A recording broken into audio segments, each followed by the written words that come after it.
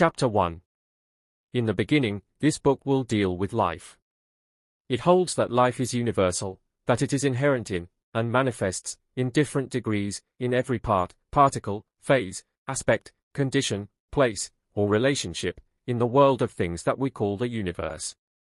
It holds that life manifests in two aspects or forms, which are generally found by us in connection and cooperation with each other, but which are both, probably, an expression of some one thing higher than either.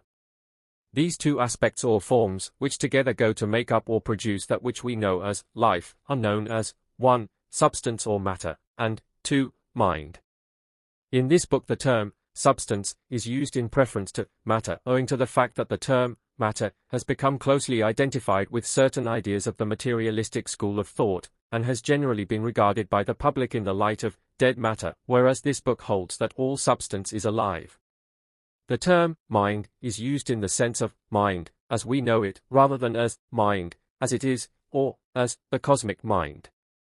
In some places the term mind principle is used to convey the idea of a portion of the great principle of mind, of which that which we call a mind is but a small and but partially expressed portion. These terms are explained and illustrated as we proceed.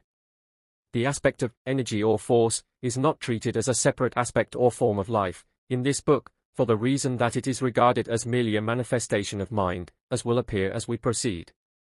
We have much to say regarding motion, but the writer has tried to explain and prove that, at the last, all motion results from mental action, and that all force and energy is vital mental force and energy. This book is not intended to run along metaphysical or theological lines, its field is different. And so, while it recognizes the importance of these branches of human thought, still, it finds that its own particular field is sufficient to engross its entire attention, for the moment, and, consequently the aforesaid subjects shall not be touched upon except incidentally, in connection with the subject matter of the book. This being the case, there will be no discussion of the origin of life, the question of creation, the problems of theology and metaphysics, the riddle of the why and wherefore of life and the universe. The writer has his own opinions upon these questions, but feels that this is not the place in which to air the same. For the purposes of the book, he prefers to leave every reader to his own favorite views and conceptions regarding these great subjects, feeling that the views regarding life, mind, motion and substance, that are advanced in this book, may be accepted by any intelligent reader, without prejudice to his, or her, accepted religious or philosophical views. The writer sees that this something called life exists, he finds it in evidence everywhere. And he sees it always in its aspects of substance and mind. And he feels justified in regarding life as always existing in, and manifesting in these aspects, always in conjunction, at least, life as we know it. And he finds certain apparent laws of life in operation in the universe to which all life, in all of its aspects, is apparently amenable. And he feels justified in considering these laws constant, and invariable, and unchangeable so long as the universe, as it now is, exists. And with the above views in mind, this book will proceed to a consideration of its subject, without attempting to peer behind the veil separating the universe from its causer, life from its source. But in justice to reader, subject and writer, the latter has thought it well to state that he does recognize, not only the veil, but that which is behind the veil. To proceed without this statement would be unfair and misleading. The writer wishes to be understood positively upon this point, even though the declaration may bring forth the derisive jeer of those who feel that they have outgrown this conception, or else the calm, superior, pitying smile of those who feel that the universe is its own cause and effect. By universe, the writer means the whole body of things, Webster. His declaration means that he believes in that which is above things. The writer prefers not to attempt to define that which he calls the infinite. The word infinite means without limit in time, space, power, capacity, knowledge or excellence, Webster. And to define is to limit, mark the limits of, mark the end of, etc. The term define, as applied to the infinite, is ridiculous, an absurd paradox. The writer echoes Spinoza's statement, to define God is to deny him. And so there shall be no attempt at definition or limitation. But the human mind, in considering the subject, is bound by its own laws to think of the infinite as real and actually being and existent, if it thinks of it at all. And if it thinks of it as infinite, it must, by its own laws, think of it as causeless, eternal, absolute, everywhere present, all-powerful, all-wise. The human mind is compelled to so consider the infinite, if it thinks of it at all. But even in so thinking of it as being these things, it is doing something like defining or limiting it, for the infinite must not only be those things, but it must be so much more, that those things are but as a grain of dust on the desert as compared to the real being of the infinite. For the things mentioned are but finite or defined things, things possessed by the finite things, and, at the best, can be but symbols of the attributes or qualities of the infinite, even the words attributes or qualities being an absurdity as applied to the infinite. This view, also, must be reported by the human reason, if it thinks about the matter at all. The final report of the human reason regarding this matter is that it is insoluble and unthinkable to that reason, in its final analysis. This because the human reason is compelled to use terms, concepts, etc., derived from its experience with finite things, and therefore has no tools, measurements, or other appliances with which to think of the infinite. All that it can do is to report that it finds that it has limits itself, and that it finds beyond those limits that which it cannot define, but which it is justified in considering as infinite and superior to all finite conceptions, such as time, space, causation, and thought. The idea of thought being finite, equally with time, space, and causation, is not common, by the writer is compelled to place it in that category, because it is clearly under the laws of time, space, and cause and effect, and must be considered as finite. The knowledge possessed by the infinite must be something far transcending that which we know as the result of mental operations, or thinking. Certain fundamental truths seem to have been impressed upon the human intellect, and the reason is compelled to report in accordance therewith. But an analysis of these fundamental truths is futile, and the attempt only leads one into wild speculations. The only advantage that comes from the attempt is the strengthening of mental muscle of those who are able to stand the strain of the exercise, and the fact that by such attempt we are made aware that we do not know, and cannot know, by reasons of the nature of the intellect, and are thus prevented from harboring absurd and childish theories about the unknowable. To know that we do not know, and cannot know, is the next best thing to actually knowing. The writer does not wish to be understood, that the limits of the human reason are unalterably fixed. On the contrary, he believes that additional fundamental portions of truth are superimposed upon the mind of the race from time to time. And he believes, yes, knows, that there are regions of the mind that give reports higher than those conveyed through the intellect.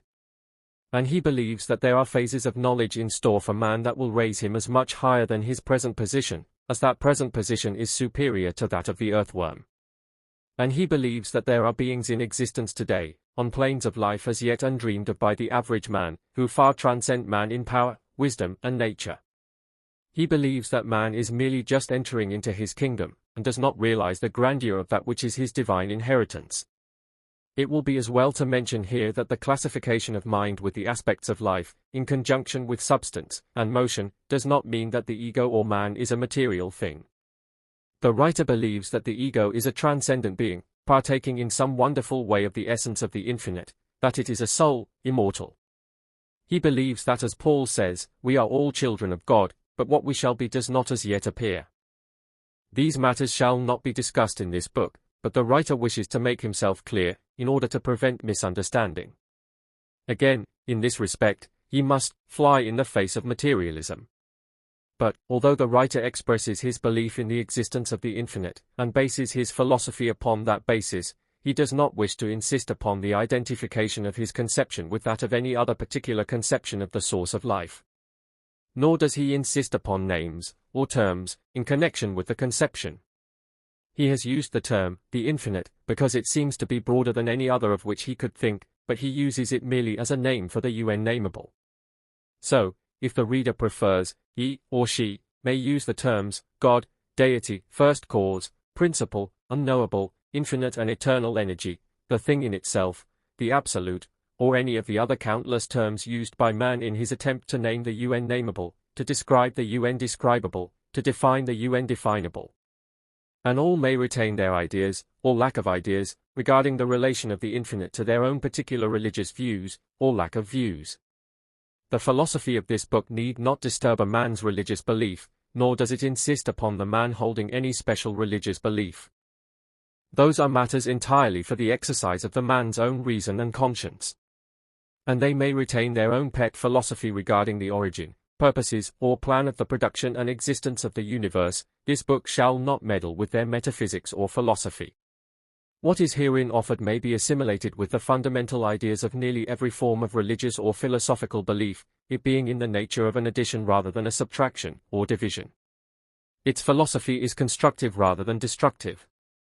Chapter 2. Things as they are. In our last chapter we considered the source of all things, which we called the infinite. In this chapter we shall consider the all things itself, which men call the universe. Note that the word universe is derived from the Latin word unus, meaning one, and versa, meaning to turn, the combined word meaning, literally, one that turns, or moves.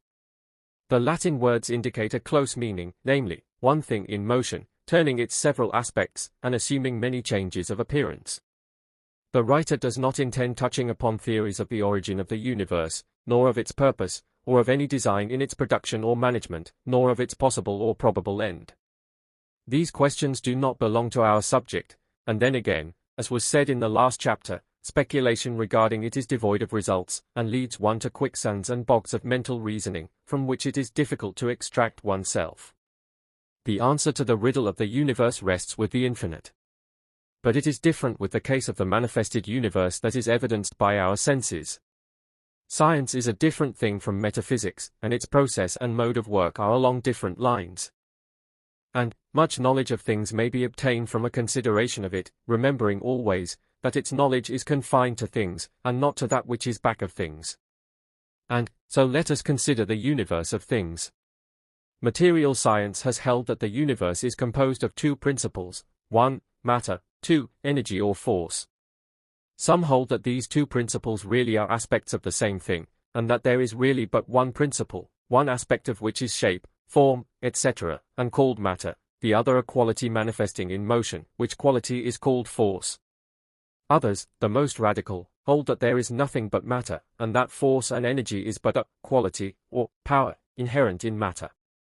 Others hold that force is the real thing, and matter but a form of force.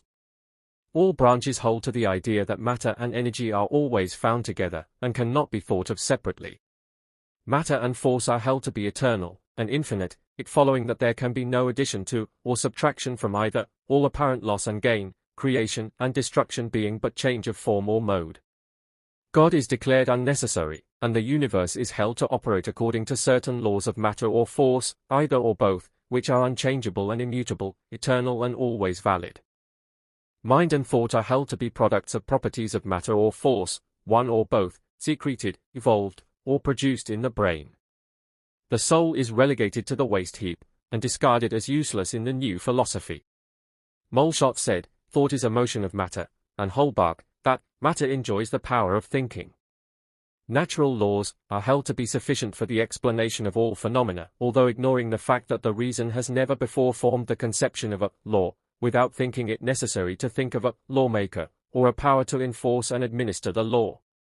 However, the philosophers hold that it is no more difficult to think of such a law than to try to form an idea of space or eternity, both of which are unthinkable to the human reason, but both of which are admitted as self-evident facts. But notwithstanding this somewhat crude and raw reasoning, material science has accomplished a wonderful work in the world, and has brought to light facts of inestimable value to man in mastering the material world, and in forming correct ideas of the solution of material difficulties. The facts of material science enables the world to cheerfully overlook its theories. And even the theories are rapidly undergoing a change, and, as we have stated, some of the most advanced scientists are rapidly reaching the position of the occultists and mystics, bringing with them a mass of facts to back them up, to exhibit to the occultists who dealt with principles rather than with details, or material facts, so far as fundamental theories were concerned. Each is boring his way through the mountain tunnel of the unknown, and both will meet in the center, their lines meeting each other without a variation. But the occultists will call the tunnel center mind, and the scientists will call it matter, but both will be speaking of the same thing. And the causer of the mountain will probably know that they both are right. But we are speaking of the new school of advanced material science now, not of the old conservative, all is matter, people, who have been left behind. The new school speaks of substance now, instead of matter, and ascribes to substance the properties of matter, energy, and something that they call sensation, by which they mean mind in a crude form, and from which they say mind and soul evolved. This new school of scientists are very different from their predecessors. They are less hidebound, and far from being so cocksure. They are seeing matter melting into energy, and giving signs of sensation, and they are beginning to feel that, after all, there must be a thing in itself, that is the real basis of, or real thing, in substance. There is heard very little among them about dead matter, blind force, or of the mechanical theory of life and the universe. Instead of it being a big machine, operated under mechanical laws, with life as the steam, the universe is beginning to be regarded as somehow filled with life, and science is finding new examples of life in unexpected quarters, and the dead matter area is being narrowed. Men who have followed the advances made by recent science are holding their breaths in awe and earnest expectation, and those who are pushing the inquiries and investigations to the furthest extent are showing by their eager faces and trembling hands that they feel that they are very close to the borderline separating the old materialism from a new science that will give thought and philosophy a new impetus and a new platform. Such men are feeling that they are seeing the old matter melting away into something else, the old theories are falling apart under the light of new discoveries, and these men feel that they are penetrating a new and hitherto unexplored region of the unknown. May success be theirs, for they are now on the right road to truth. In the following chapters we shall see frequent references to science, and when we use the word we shall know it means this new school of scientists, rather than the older school that is now being superseded. There is no conflict between true occultism and true science, notwithstanding their directly opposite theories and ideals. They are merely looking at the truth from different viewpoints, at different sides of the same shield. A better day is coming, when they shall work together, instead of in opposition. There should be no partisanship in the search for truth. Things have worked this way. Occultism would enunciate a theory or principle, but would not attempt to prove it by material facts, for it had not gathered the facts, having found the principle within the mind, rather than without. Then, after laughing at the occult theory or principle, science would search diligently for material facts to prove an opposite theory, and in so doing would unearth new facts that would support the occultist's contention. Then science would discard its old theory, that is, the younger men would, the old ones, never, and proceed to proclaim a new theory or principle, under a new name, and backed up with a mass of facts and experiments that would create a new school with many enthusiastic followers. The old claim of the occultists would then be forgotten or else go unrecognized under its old name, or disguised by the fantastic and bizarre coverings which some so-called occultists had draped around the original truth. But, so long as truth is being uncovered, what matters it who does the work, or by what name he calls his school? The movement is ever forward, and upward, what matter the banner under which the armies move? In this book the writer will advance a very different theory of the universe of all things from that of modern science, although he feels that his theory may easily be reconciled with the most advanced views of that school. In the first place, as he has stated in the first chapter, he does not hold that the universe, as we know it, is self-sufficient, but he recognizes a something back of all phenomena and appearances, which something he calls the infinite. And he differs very materially from the views of those who claim that mind is but a property, or quality, or something proceeding from matter or force, or matter-force, or force-matter, according to the views of the respective schools. He takes an entirely different and opposite position. He holds that all that we call matter, or substance, and mind, as we know it, are but aspects of something infinitely higher, and which may be called the cosmic mind.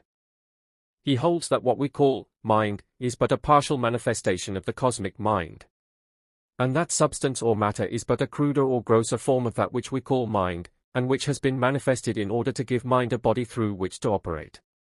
But this view he merely states in passing, for he makes no attempt to demonstrate or prove the same, his idea being that it forms a different part of the general subject than the phase of dynamic thought, to the consideration of which this book is devoted. He also differs very materially from the materialistic school in his conception of force or energy. Instead of regarding force as a distinct principle, and as something of which mind is but a form, he walks boldly out into the arena of scientific thought, and throwing down his gauntlet, proclaims his theory that there is no such thing as force apart from life and mind. All force and energy is the product of life and mind, all force, energy, and motion result from vital mental action. All force, energy, and motion is vital mental force, energy and motion. The mind abiding in and permeating all substance, not only has the power to think, but also the power to act, and to manifest force and energy, which are its inherent and essential properties. He also takes the position that mind is in and about and around everything. And that everything is alive and thinking. And that there is no such things as dead matter, or blind force, but that all substance, even to the tiniest particle, is permeated with life and mind, and that all force and motion is caused and manifested by mind. He holds that all forms of force, energy, and motion, from the attraction of the particles of matter, and their movements in response thereto, up to the attraction of gravitation, and the response of the worlds, and suns, and stars, and planets, thereto, are forms of mental energy and force, and action. And that from the tiniest atom, or particle, to the greatest sun, all obey this great action of mind, this great force of mind, this great energy of mind, this great power of mind. And upon this rock of truth, he believes it to be, he takes his stand, and announces his belief, and bids all comers take notice of what he believes to be a germ thought that will grow, develop, and increase so that it will eventually permeate all scientific thought as the years roll along. He calls this theory, the theory of dynamic thought. Chapter 3. The Universality of Life and Mind. The writer has deemed it advisable to preface his consideration of mind in itself, as well as of substance and motion, with 2 chapters, the purpose of which will be to demonstrate that mind, in some form or degree, is to be found in connection with all things, and that everything has life, and that mind is an accompaniment of all life. To many the term mind means only the thinking quality of man, or perhaps of the lower animals, and life, the property only of such organic creatures. For that reason it has been deemed advisable to point out that life and mind are found even in the lowest forms of substance, even in the inorganic world. In this chapter and from now on, the writer shall use the term, the mind, etc., to indicate the particular mental principle of the creature or thing, the bit of mind that is segregated from the rest, and which each person thinks of as mine, just as he thinks of my body, as distinguished from the universal supply of substance. The term mind will be used in its universal sense. And the writer intends to use Elmer Gates' term, mentation, in the sense of effort, action, or effect, in or of the mind, in short, mental process. The word is useful, and when one has learned to use it, he will prefer it to the more complicated terms. Remember, then, please, mentation means mental process. Mentation includes that which we call thought, as well as some more elementary forms of mental process that we are not in the habit of dignifying by the term thought, which latter we usually reserve for mental process of a higher order. So, then, mind is the something of which one's particular mind is composed. The mind is that something possessed by one, by and through which he thinks. Mentation is mental process, and thought is an advanced kind of mentation. At least, the said words will be so employed in this book, from now on. In this chapter, you are asked to consider the fact that life is universal, that everything is alive, and that mind and mentation is an attribute of life, and that, consequently, everything has mind, and is able to express a degree of mentation. Forms of life, as we know them, are always seen as possessing 2 aspects, viz. 1. Body, substance, and 2. Mentation, mind. The 2 aspects are always found in combination. There may be living creatures who occupy bodies of so fine a form of substance as to be invisible to the human senses, but their bodies would be substance, just as much as is the body of the granite rock. And, in order to think, these beings would need to have a material something corresponding to the brain, though it be finer in quality than the rarest gas, vapor, of electric wave. No body, without mentation, no mentation without a body. This last is the invariable law of the world of things. And naught but the infinite, that which is above things, can be exempt from that law. In order to grasp the idea of the universality of mind, let us go back to the elementary forms of things, and, step by step, see how mentation manifests itself in every point on the scale from mineral to man, using bodies ranging from the hardest rock to that finest form of known substance, the brain of man. As mind advances in the scale of evolution, it creates its own working instrument, the body, including the brain, and shapes, and molds it to admit of the fullest possible expression of mentation possible at that stage. Mind is the molder, body, and brain, that which is molded. And inclination, desire, and will are the motive powers leading to gradual unfoldment, the impelling cause being the craving for satisfaction. We shall make our journey backward, and ignoring beings higher in the scale, we shall start with man. Leaving out of the consideration, for the moment, the fact of the existence of the ego, or spirit, of man, which is higher than body or mind, and considering the mind of man, rather than the man himself, we have our starting point on the downward journey of investigation. We need not devote much attention to the consideration of the mind of man, at this stage, although we shall have much to do with it, later on. But we may undertake a brief consideration of the descending degrees of mentation as manifested by man, as we pass down the scale in the human family, considering in turn, the Newtons, Shakespeares, Emersons, Edisons, and their brothers in intellect, in the field of mathematics, literature, music, art, invention, science, statesmanship, business, skilled workmanship, etc., respectively. From these high levels we pass down, gradually, through the strata of men of but a slightly lower degree of intellect, down through the strata of the average man, down through the strata of the ignorant man, down through the strata of the lowest type of our own race and time, down through the strata of the barbarian, then on to the savage, then on to the digger Indian, the bushman. What a difference from highest to lowest! A being from another world would doubt that they were all of the same family. Then we pass rapidly through the various strata of the lower animal kingdom, from the comparatively high degree of mentation of the horse, the dog, the elephant, etc., down through the descending scale of the mammals, the degree of mentation becoming less marked at each step of the journey. Then on through the bird kingdom. Then through the world of reptiles. Then through the family of fishes. Then through the millions of forms of insect life, including those wonderful creatures, the ant and the bee. Then on through the shellfish family. Then on through the community of sponges, polyps, and other low forms of life. Then onto the vast empire of the microscopic creatures, whose name is Legion. Then onto the plant life, the highest of which have sensitive cells that resemble brains and nerves, descending by stages to the lower plant life. Then still lower to the world of bacteria, microbes, and infusoria, the groups of cells with a common life, the monera, the single cell. The mind that has followed us in this descent of life, from the highest form to the cell-like thing, merely existing in the slime at the bottom of the ocean, has acquired a sense of awe and sublimity not dreamed of by the man on the street. The degrees of mentation in the lower animal kingdom are well known to all of us, therefore, we need not devote much time to their consideration at this time. Although the degree of mentation in some of the lowly forms of animal life, scarcely above that of the plant life, in fact, are inferior to that of the highest plants, still we have accustomed ourselves to the use of the word mind in connection with even the lowest animals, while we hesitate to apply the word to the plants. It is true that some of us do not like to think of the lower animals, reasoning, so we use the word instinct to denote the degree of mentation of the lower animal. The writer does not object to the word, in fact, he shall use it for the sake of distinguishing between the several mental states. But, remember, instinct is but a term used to denote a lesser form of reason, and the instinct of the horse or dog is a fine thing when we consider the reason of the bushman or digger Indian. However, we shall not quarrel about words.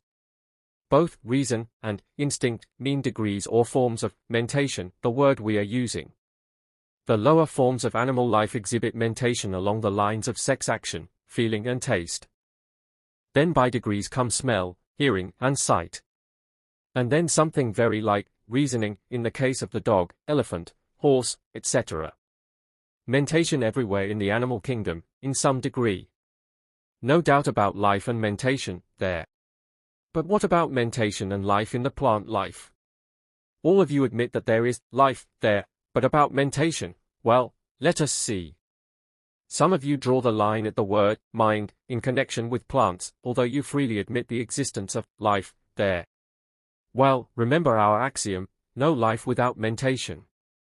Let us try to apply it. A moment's reflection will give you instances of mentation among the plants.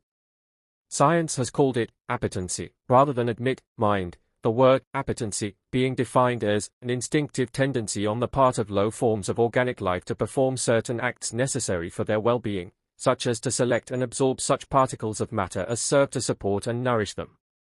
Well, that looks like a degree of mentation, doesn't it? Many young animals evidence little or nothing more than appetency in suckling. We shall adopt the word appetency to designate the mentation in plant life. Remember this, please. Anyone who has raised trees or plants has noticed the instinctive efforts of the plant to reach the water and sunlight. Potatoes in dark cellars have been known to send forth shoots 20 feet in length in order to reach an opening in the wall. Plants have been known to bend over during the night and dip their leaves in a pot of water several inches away. The tendrils of climbing plants seek for the stake or support, and find it, too, although it has been changed daily. The tendril will retwine itself, after it has been untwisted and bent in another direction. The tips of the roots of the tree are said to show a sensitivity almost akin to that of the limb of an animal, and evidently possess something akin to nerve matter. Duhamel placed some beans in a cylinder of moist earth. When they began to sprout, he turned the cylinder around quarter way of its circumference, then a little more the next day, and so on, a little each day, until the cylinder had described a complete revolution, had been turned completely around. Then the beans were taken from the earth, and lo! The roots and sprouts formed a complete spiral. With every turn of the cylinder the roots and sprouts had changed their position and direction, the roots striving to grow downward, and the sprouts striving to grow upward, until the spiral had formed. Akin to this is the boy's trick of uprooting a sprouting seed, and replanting it upside down, in which case the sprouts begin to turn a semicircle until it is able to grow straight up to the surface of the earth, while the roots describe a semicircle until they can grow downward once more. And so on, story after story of appetency or mentation in plants might be told, until we reach the insect-catching species, when even the most conservative observer is forced to admit that, well, it does almost seem like thinking, doesn't it? Any lover of plants, flowers, or trees, and who has been able to study them at first hand, does not need much argument to prove that plant life exhibits traces of mentation, some of it pretty far advanced, too. Some lovers of plants go so far as to claim that one must love plants before they will succeed in growing them, and that the plants feel and respond to the feeling. But the writer does not insist upon this, but merely mentions it in passing. Before leaving the subject of mentation in plants, the writer is tempted to steal a little more space and tell you that plants do more than receive sensations of light and moisture. They exhibit rudimentary taste as well. Haeckel relates an interesting story of an insect-catching plant. He states that while it will bend its leaves when any solid body, excepting a raindrop, touches its surface, still it will secrete its acrid digestive fluid only when that object happens to be nitrogenous, meat or cheese. The plant is able to distinguish its meat diet, its food being insectivorous, and while it will supply its gastric juice for meat and cheese, as well as for the insect, it will not do so for other solids to which it is indifferent. He also mentions the fact that roots of trees and plants are able to taste the different qualities of soil, and will avoid poor soil and plunge into the richer parts of the earth. The sexual organism and life of plants also affords a great field for study to the student hunting for evidences of life and mentation in that kingdom. The motion or circulation of the sap in trees and plants was formerly considered to be due to capillary attraction and purely mechanical laws, but recent scientific experiments have shown it to be a vital action, an evidence of life and mentation, the experiments having proven that if the cell substance of the plant was poisoned or paralyzed, the circulation of sap immediately ceased, although the mechanical principles had not been interfered with in the least. And now on to the mineral kingdom. What, you may cry, mind and mentation in the mineral and chemical world? Surely not. Yes, even in these low planes may be found traces of mental action. There is life everywhere, even there. And where there is life there is mind. Away back among the chemical principles, and the minerals we may go in our search for life and mind, they cannot escape us, even there. Chapter 4. Life and mind among the atoms. To the majority of persons the title of this chapter would seem an absurdity. Not to speak of inorganic mind, the idea of life in the inorganic world would seem a ridiculous paradox to the man on the street who thinks of substance as dead, lifeless, and inert. And, to tell the truth, even science has held this view until a comparatively recent period, laughing to scorn the old occult teaching that the universe is alive and capable of thinking. But the recent discoveries of modern science has changed all this, and we no longer hear science speaking of dead matter or blind force. It recognizes that these terms are meaningless, and that the dreams of the old occultists are coming true. Science confronts a live and thinking universe. She is dazzled by the sight, and would shade her eyes, fearing to see that which she feels must present itself to her vision when her eyes become accustomed to the sight.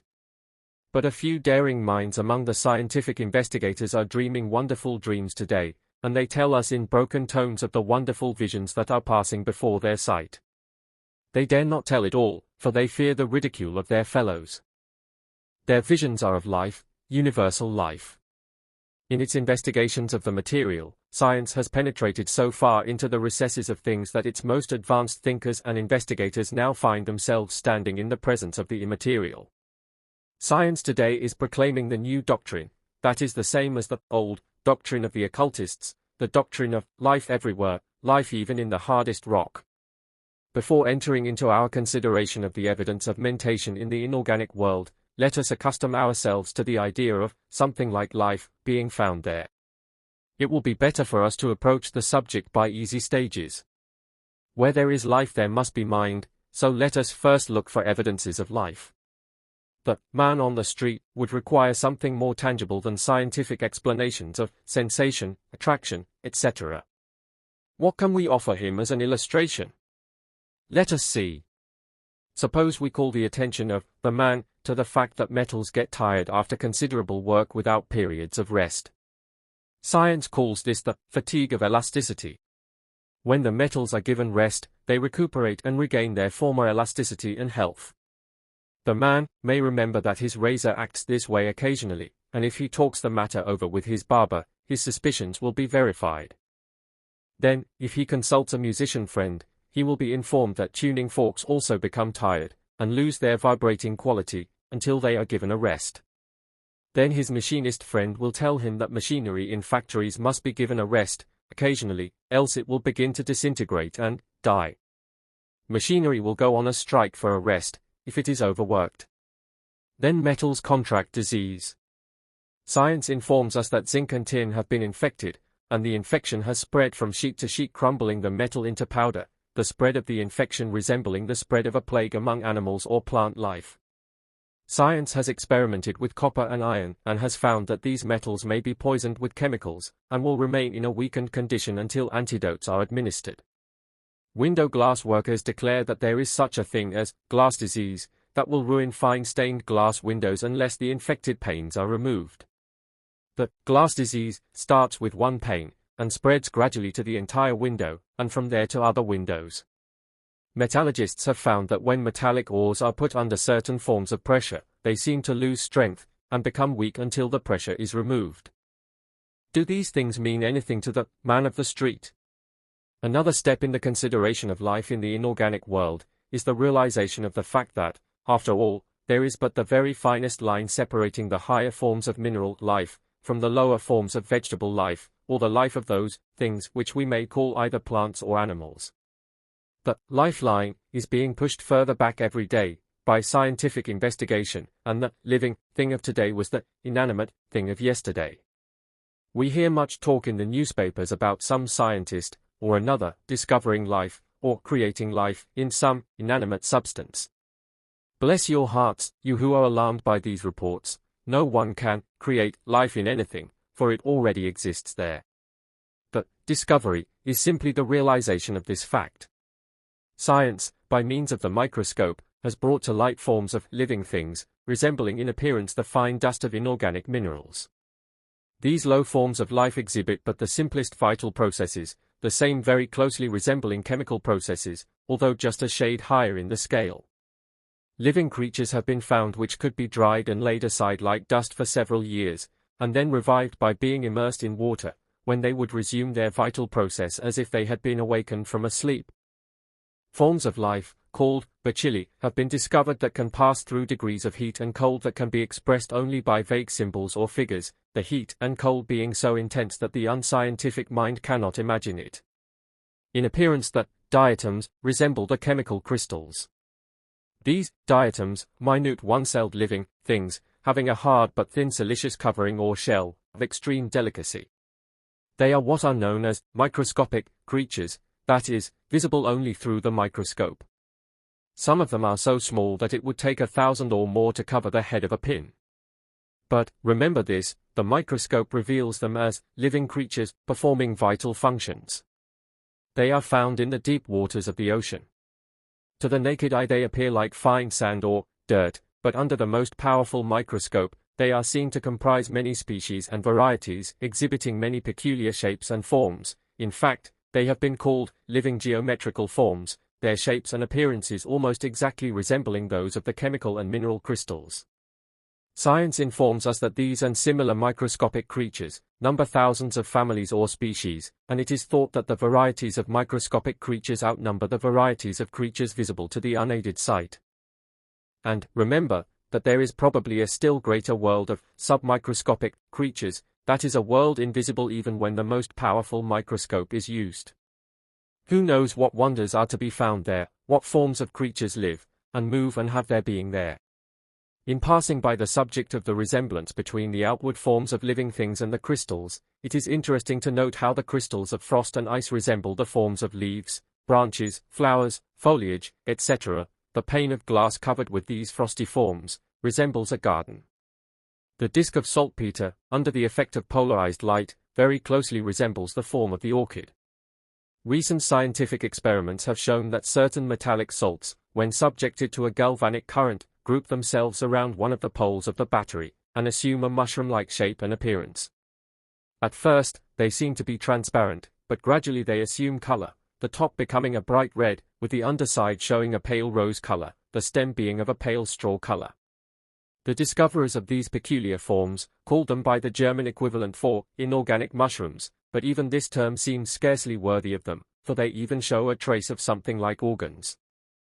Under the microscope they are seen to have fine canals or vein-like channels running through their stems, from top to base.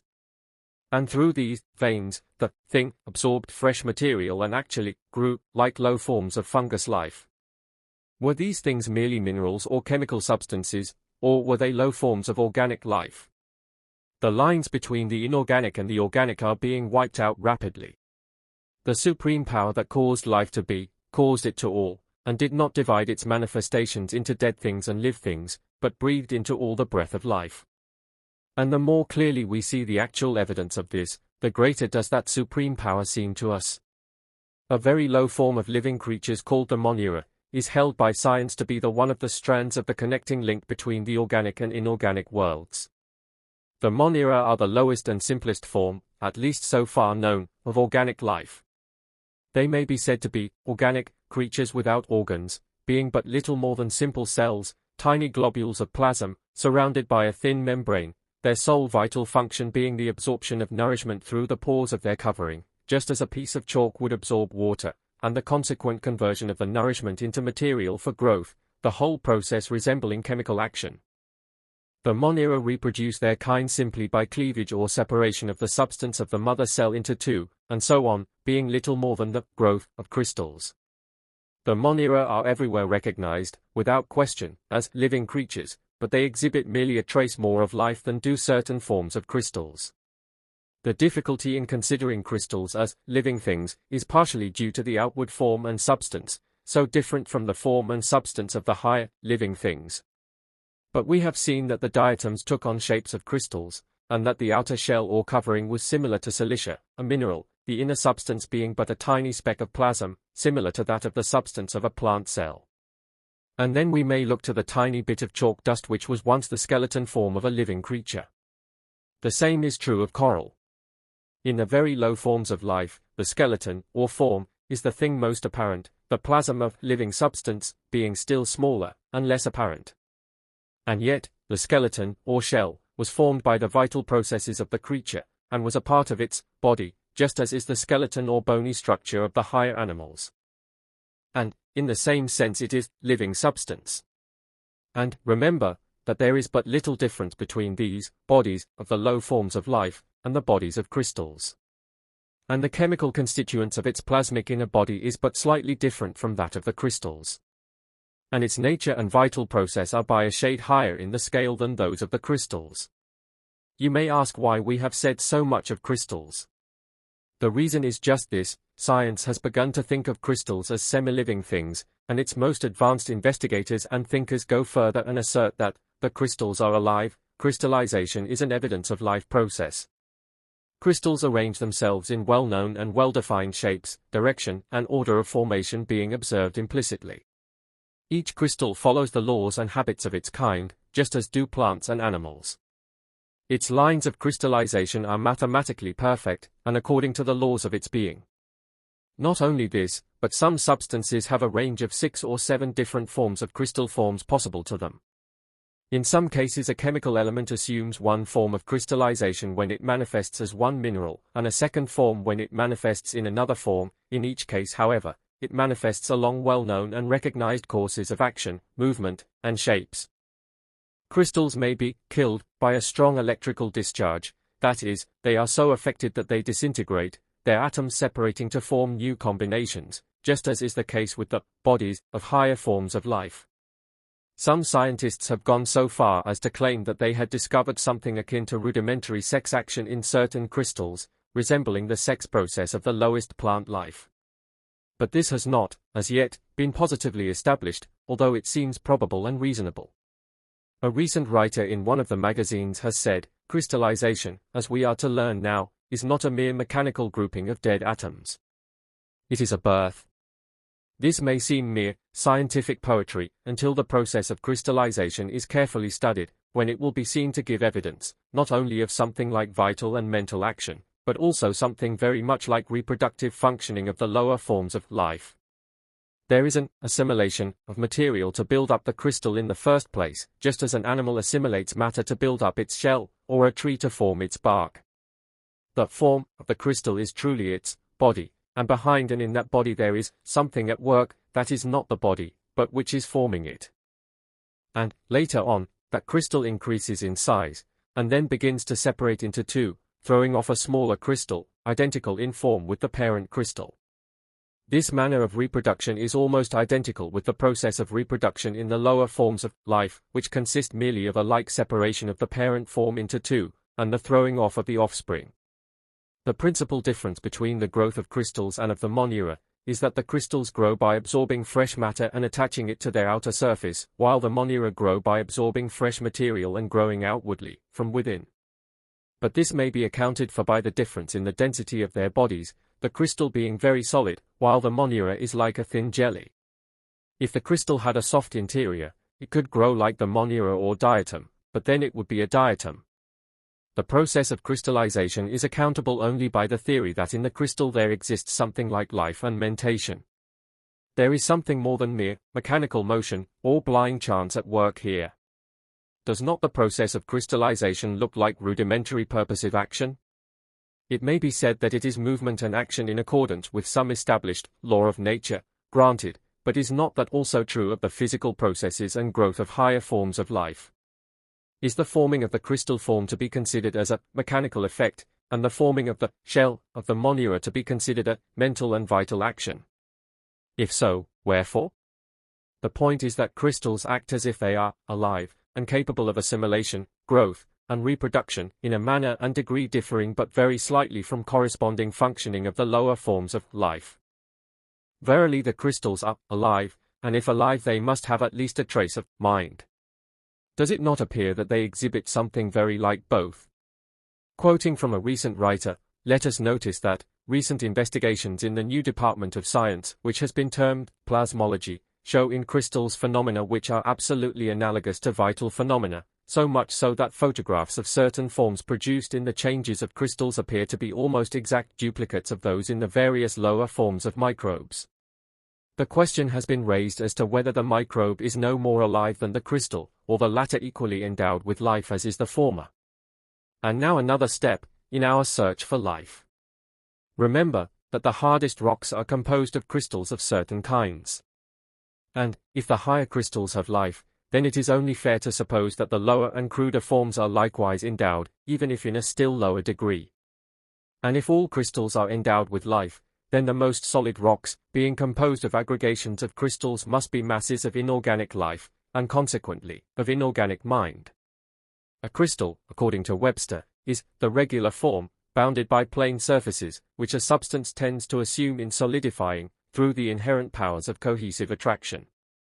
That definition of Webster tells the whole story, and we see that a crystal is merely a regular form of a substance, which the substance tends to assume in solidifying, that is, in reassuming a solid form after being in a liquid or melted state, and that is just what all the rocks of the earth did when they emerged from the melted state in which they existed in the early days of the world's history. And this tendency that caused them to solidify and assume certain crystal forms, and which must have existed potentially through the melted state, what of that? What is this tendency or force? The definition answers, the inherent powers of cohesive attraction. So, here is cohesive attraction, that we shall consider fully in forthcoming chapters of this book. Inherent, 2, the definition says. What is inherent? Let us see. Webster defines inherent as permanently existing. So this power of cohesive attraction permanently existed in the substance or else in connection with it. Let us take another look at cohesive attraction. Cohesive attraction is that form of universal attraction that causes the molecules of a body to draw together, that invisible power of the molecule, by which it draws another molecule toward itself, and itself toward the other, the manifestation of which power by several molecules tends to draw each of them together. We shall learn of these particles of substance called molecules before long. It is a primal cause of motion, this mutual attraction, and drawing power. Now, is it reasonable to suppose that this wonderful power is a mere blind force? Is it not more reasonable to think of it as a form of vital action, life action? Dead things could not manifest this force and action. And if this cohesive attraction is an evidence of life, then all substance must have life manifesting through it. Not only the rocks, but the soil and earth and dirt, for they are but crumbled rock. And, when we thus consider substance, as being the body through which life is manifesting, we must not lose sight of the molecules and atoms, in our consideration of the mass. A bit of rock, crystal, or dirt, is but an aggregation of countless molecules, grouped together in certain crystallized shapes and forms, each having characteristics of its own. These molecules cling together, in accordance with their mutual attractive powers. And each of these molecules is composed of a number of atoms, which cling together in accordance with chemical affinity, or chemism, but which is but another name for attraction, or cohesion, and which form a little family, called a molecule. And these atoms are composed of corpuscles. We will waive the consideration of the corpuscle, for the moment, but even if we consider it, we only carry the subject back a step farther. What we wish to say, could be said even if there were 10 further divisions of substance, or 1,000,000, for that matter. The point we wish you to consider now, is that we must separate the mass into its constituents, its molecules, atoms, and even corpuscles, in our search for the life in the mineral and chemical world. If there is life in the mass, there must be life in the molecule, atom, or corpuscle. Now, do we find it there? Certainly, for the tiniest atom manifests its attractive power, and not only does it draw other atoms to itself by virtue thereof, but it even goes a step further and shows a preference, a degree of liking, in its mutual relations with other atoms. We shall see, in future chapters, that there is desire, love, marriage, and divorce among the chemical atoms. We shall consider the flirtations and love affairs of certain atoms. We shall see how an atom will leave another, and fly to a new charmer. We shall have many evidences of the atom's power to receive sensations, and to respond to the same. Nothing dead about this, is there? The atom is very much alive. The attraction, affinity, and motions of the atom give a certain evidence of something very much like life, as we see it in higher forms. In the atom exists all the life that causes crystallization. And in the atom lies that which causes force and motion to manifest. Verily, the atom lives and moves and has its being. And, so our journey is ended, we have traced life to its last stages of manifestations, and we have found it there, and at each step of the journey. But, stop, we have not completed our journey, we have but begun it. Why, some of us may cry, how can we go back of the atom, or electron? The answer is, into the ether. Yes, back of the atom and the corpuscle, is said by science to lie that wonderful, paradoxical something they call the universal ether, that something that science has considered the womb of matter and force, something that is different from anything ever known or dreamed of by man, that something which science has labored so diligently to build up, and which it has used as an explanation for so much phenomena, but regarding which, of very recent date, there has begun to grow a distrust and a suspicion, owing to the discovery of radiant matter, and things that followed in its train. But, notwithstanding these shadowy suspicions, science still asserts in belief in the constancy and integrity of the ether, and it behoves us to investigate that wonderful region in which it dwells, in order to see whether life and mind are also to be found there. We think that, in the words of the street, we shall find that they are very much there. And so in later chapters of this book, we shall consider the ethereal region very fully. But before doing so, we had better give substance and motion, in all their forms, a careful consideration, for a correct understanding of them is vitally necessary for an intelligent conception of the ideas underlying the philosophy to be herein set forth. Now, pray do not leave this chapter with the belief that the writer has said that the particles of inorganic substance are endowed with conscious reasoning powers. Nothing of the kind has been said, nothing of the kind is meant. The life and mind evidenced in the particles are but the faintest glimmerings. There is no sign of consciousness, or reasoning. The mind exhibited is less than that of the plant, yes, less than even that of the cell of the plant. The life is evidenced by power to move, and the mind is evidenced by the ability to receive impressions and to respond to the same by evidencing force and movement. There is no evidence of consciousness, or understanding, in these mental processes. Consciousness is not an essential attribute of life or mind action. In fact, but a small part of even the mentation of man is performed in the field of consciousness. Nearly all of his bodily functions are beneath the field of consciousness. One does not consciously regulate the beating of his heart, the circulation of his blood, the digestion and assimilation of his food, the tearing down and building up work of the cells, the work of the organs, etc., etc. Yes, these processes are all mental processes, and far from mere mechanical movements, or chemical processes, as some imagine. Let the spark of life leave the body, and the processes stop, although all the chemicals are still there, and the mechanical movement might go on unhindered.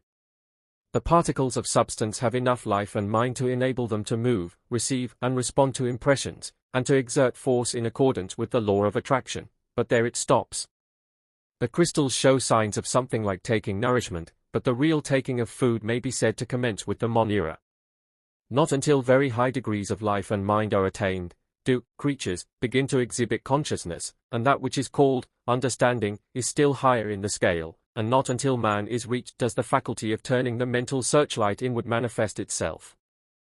These matters are mentioned here merely to prevent misunderstanding and misapprehension. But still, do not forget, the particles of substance receive impressions and respond thereto, they act and exert force and energy, they manifest life and mentation. Chapter 5. The story of substance. As we stated in a former chapter, there are two aspects of all things, viz. 1. Substance, 2. Mind. In this and the following two chapters we shall consider the first one, substance, which science calls matter. Perhaps it would be as well to begin by asking ourselves the question, what is substance? The answer seems to be, anything that takes up room, the body aspect of things, matter occupying space, etc. Some writers have spoken of substance as something tangible, that can be felt, but this definition will not do, for there are forms of substance too fine to be felt. And so, perhaps the definition, the body of things, is as good a definition as any, taken in connection with the thought that it takes up room. Science divides substance, which it calls matter, into four general classes, viz. 1. Solid matter, which is substance, the parts of which closely adhere and resist impression, such as stone, wood, flesh, etc., the degrees of solidity varying greatly, and sometimes shading into the next class, which is called 2. Liquid matter, which may be described as substance, the parts of which have a free motion among themselves, and easily yield to impression, such as water, molasses, etc. The degree of fluidity ranging from some liquids that flow very slowly, such as hot pitch, up to others that flow very freely, such as water, wine, etc., the property of fluidity being also shared by the next higher class, which is called 3. Aeriform matter, which is substance in the form of elastic fluid, such as air, gas, vapor, etc. And 4. Radiant matter, which is of recent recognition, and which is an ultra-gaseous form of substance, utterly unlike anything ever before known. Consisting of the tiniest particles of corpuscles of substance finer and more subtle than the rarest form of atomic substance known to science. The three classes are well represented by 1. Earth, solid, 2. Water, liquid, 3. Air, aeriform, 4. The corpuscles or electrons, or particles of electrified substance, first noticed in connection with the X-rays, radium, etc. But it must be remembered that these four classes of substance are not fixed or permanent. On the contrary, they are changeable either under pressure, when subjected to heat, or under the influence of electricity, etc. In fact, the word condition is more applicable than the term class.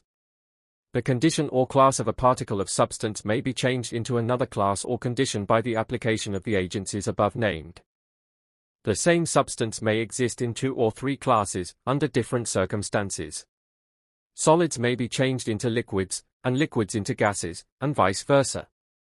Metals may be melted, then changed into gas, according to the degree of heat applied. Liquids may be changed into vapor by the application of heat, or into solids by the withdrawal of heat. For an example, we may turn to water, which is a solid in the condition of ice, a liquid in the condition of water, and steam in the condition of vapor. Quicksilver is a metal which is in a liquid condition in our ordinary temperature, but which becomes a solid when subjected to a very low degree of temperature, and may be transformed into a gas, under a high degree of heat. Air is a vapor in our ordinary temperature, but has been transformed into liquid air under tremendous pressure, which produced a very low degree of temperature, and, theoretically, it may be transformed into a solid under a sufficiently low degree of temperature, although so far, science has not been able to produce a degree of cold sufficient to freeze the liquid air. It is all a matter of freeze, melt, and evaporate in all forms of substance, and any substance, at least theoretically, is capable of being subjected to any of the 3 conditions just named, and being manifested in the respective conditions of solid, liquid, and aeriform. This may actually be accomplished with the majority of substances at this time, although in some instances we are not able to produce a sufficiently high temperature to melt and evaporate certain solid substances, on the one hand, or a sufficiently low degree of temperature to liquefy or freeze solid certain vapors. But the intense heat of the center of the Earth is able to melt rocks and show them as liquid lava flowing from volcanoes, and science teaches that the solid substance of the Earth, and other planets, suns, etc., existed in the shape of a vapor at one time, and would again take on that condition in case of a collision with another great body, which convert motion into intense heat that would first melt, and then vaporize every solid particle of which the Earth is composed. If the sun's heat were completely to die out, the cold would be so intense that the air around the Earth, and all the gases and vapors, would be frozen to solids. In physics, the term gas is generally applied to a substance that is aeriform in our ordinary temperature, but which may be liquefied in a low temperature, the term vapor being generally applied to the aeriform condition of substances that are solid or liquid in our ordinary temperatures, but which may be evaporated by heat, and thus transformed into an aeriform condition, resuming their original form upon cooling. These terms, however, are technical, and practically there is no difference between a gas and a vapor. In the above statements regarding the possibility of the transformation of each of the several forms of substance into other forms, the reference has been applied only to the 3 better-known forms, i.e., solid, liquid and aeriform. The 4th form or state of substance, known as radiant matter, is of too recent discovery to admit of its properties being accurately observed. The best and latest opinion of science, however, is that it constitutes what may be called primal matter, that is substance from which all other forms, states, kinds and varieties of substance arise, the stuff from which they are manufactured. Science seems to be discarding the ether theory of the origin of matter in favor of this primal matter. Physical science divides substance into masses, molecules, and atoms, that is, the old physical science did, but the later investigators now see that even the atom may be subdivided. But the old terms may as well be used, at least for the time being. Let us consider these divisions. A mass is a quantity of substance considered as a whole, but which is composed of a collection or combination of parts, molecules. A lump of coal, a piece of iron, a portion of meat, even a drop of water, is a mass. The only requisite for a mass is that it contains two or more parts or molecules. Therefore, a mass is a collection or combination of two or more molecules, considered as a whole. A molecule is the physical unit of substance, or, in other words, the smallest part of any kind of substance that can exist by itself and still remain that particular kind of substance. But not the smallest chemical part. The latter is called an atom, and atoms combine to form a molecule. The molecule exists as a unit and cannot be split or separated by physical means, although it may be separated into atoms by chemical means. In order that we may form a clear idea of the molecule, let us take a very small mass of matter, a drop of water, for instance. This drop of water is a mass composed of a great number of molecules. It may be divided, and subdivided, into smaller and still smaller parts. This division may be carried on until it reaches a point where our sight and instruments are unable to make a further subdivision. But, theoretically, the work may be carried on still further, until at last a limit is reached where we are unable to divide the water into any smaller parts, without separating its chemical constituents from each other, in which latter case there would be no water at all, its chemical constituents, or atoms, having separated and now appearing as two atoms of hydrogen and one atom of oxygen, separated and apart and no longer forming a molecule of water. Well, this smallest possible part of water, or any other form of substance, is a molecule. Remember, the molecule is the smallest part of that kind of substance that can be produced by division and subdivision, without destroying the kind of the substance. It is the smallest part of any kind of substance that can exist by itself, and maintain its kind. In order that you may grasp the minuteness of the molecule, we may mention that science claims that no molecule, even the largest, is of sufficient magnitude to be seen under even the strongest microscope. It has been calculated that if a drop of water as large as a pea were magnified to the size of the Earth, the molecules would then appear no larger than the original drop.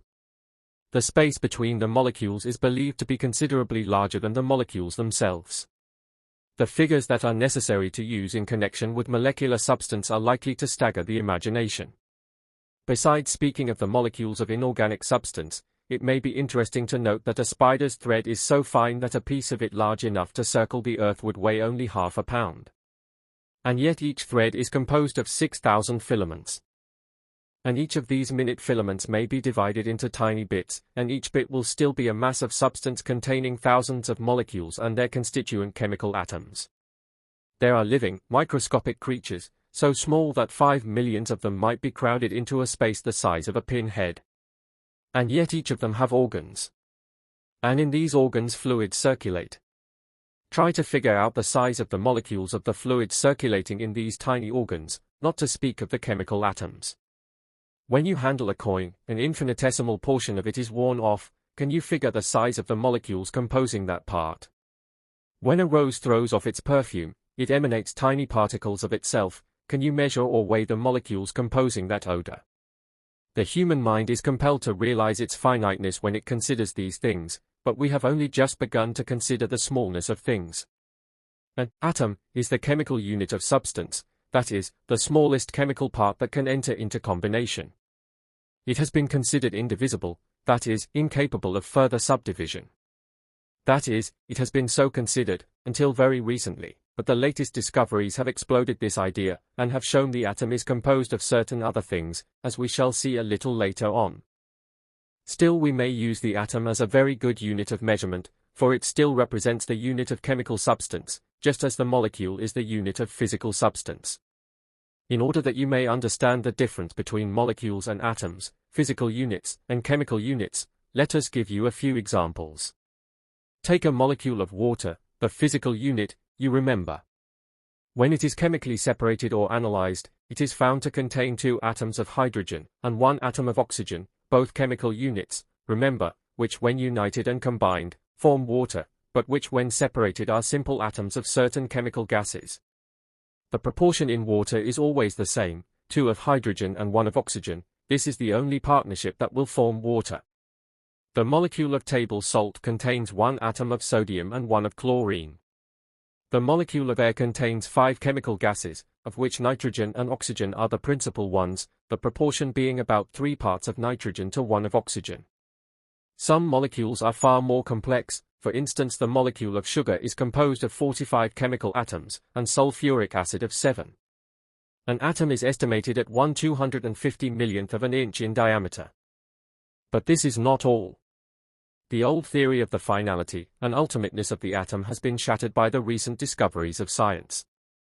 The atom of hydrogen was formerly considered to be the refinement of substance, the ultimate atom, the smallest and finest atom possible or known, the last thing that could be imagined about substance. Some even went so far as to declare that the atom of hydrogen was the ultimate element, that is the element out of which all other atoms were made, the mother of atoms, the origin of substance. It was supposed that all other atoms of matter were composed of a varying number of hydrogen atoms, which themselves were vortex rings in the ether, and that analysis could go no further.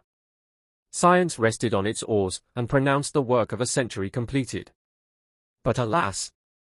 No sooner was this position reached, than the discovery of radiant matter and the formulation of the corpuscle theory brought down the whole theoretical structure, and science was compelled to take up the hunt again, and to probe further into the inner recesses of things for the ultimate thing. But, nevertheless, atoms still exist, although their finality is no longer urged. The facts remain, although the theory has fallen. Let us see about this latest theory, the corpuscle or electron theory. The discovery of radiant matter, and the investigation of the late discovery of radium, has led to the further discovery that each atom, instead of being a thing in itself, is a little mass containing numerous other things, called corpuscles, or electrons, because electrified. The theory is this, briefly, that each atom is a minute mass of substance containing a number of electrified particles, which are known as electrons, in constant motion and vibration, revolving around each other, as do the planets, suns, and moons of the universe. In fact, each chemical atom is like unto a universe in itself.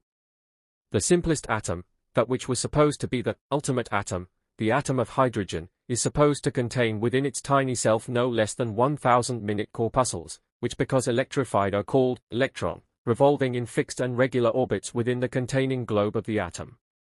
The more complex forms of atoms are supposed to contain a far greater number of electrons, the authorities estimating those in an atom of oxygen at 10,000, those in an atom of gold, 100,000, and those in an atom of radium, 150,000.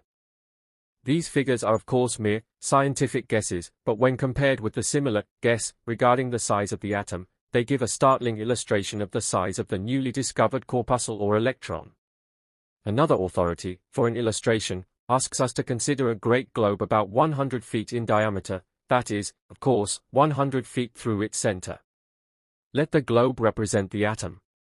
Then imagine 1,000 minute specks, each the size of a pinpoint, composed of substance, and each containing, as in a capsule, an atom of electricity.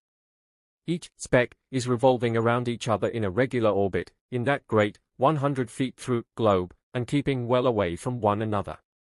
That will give you an idea of the relative size of the electrons and atoms, and the room that the former have to move about in, good many feet between each, you will notice. Lots of room, and plenty to spare. Try to figure out the size of an electron. Many readers of the magazines have been confused as to the relation between the corpuscles and the electrons, or ions, as some have called the latter. The matter is very simple. They are both the same. The corpuscle is the tiny particle of matter which, because it is electrified and has thus become the unit of electricity, is called an electron. From the viewpoint of substance we call the tiny particle a corpuscle, from the viewpoint of electricity we call it an electron. These electrons are the tiny particles that pour forth from the pole in the Crookes tube, and constitute what are known as X-rays, cathode rays, Becquerel rays, etc. They also are the particles that are thrown off and emitted by radium, and similar substances. They exist in the atom, as explained, but also are found, free, and independent, and in the last condition or state are thrown off in the aforesaid rays, and by radium, etc. So far the corpuscles are known only as charged with electricity, and the electron only as a tiny charge of electricity with which the corpuscle is charged.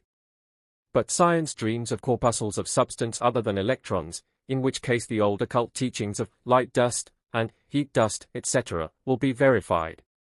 The electron contains a powerful charge of electricity, as much in fact as an atom, 1,000 to 150,000 times its size will carry. But science is wondering how these highly charged particles manage to hold together in the atom, so rigidly coherent as to appear indestructible. We think that we may get a hint at the matter a little later on in this book. Science, or at least some scientists, are wondering whether the whirl or vibration of the corpuscle might not produce that which we call electricity, and whether, when this motion is intensified, waves of electricity will not be emitted. The writer fully agrees with this idea, and finds that it fits closely his own theories regarding substance and motion. But the reader is cautioned against falling into the error of many recent popular writers on the subject, some of whom have used terms calculated to convey the idea that the corpuscle, electron, is electricity itself, rather than tiny particles of substance called corpuscles, charged with the unitary charge of electricity, and therefore called electrons. But for that matter, electricity is only known to us as associated with some form of substance, and not as a thing in itself. We shall see the reason for this as we proceed with this book. These corpuscles are destined to play a most important part in the theories of science from now on. They already have overturned several very carefully and laboriously erected theoretical structures, and many more will follow, among the many important ones evidently doomed to the dust heap being the vortex ring, atomic theory, and other theories built upon the etheric origin of matter, and other theories concerning the ether, even to the extent of breaking down the theory of the ether itself, which theory had almost come to be considered a law. We shall further consider the corpuscles, and their qualities, characteristics, etc., in the next chapter, for they have an important bearing upon the theories advanced in the course of the study of this book. Chapter 6. Substance and beyond. Science has ascribed to substance certain characteristic qualities which it calls properties. It divides these properties into two classes, viz. 1. Molecular properties, sometimes called physical properties, and 2. Atomic properties, sometimes called chemical properties. Molecular properties are those which may be manifested by substance without disturbing the molecules, and consequently without affecting the kind of substance.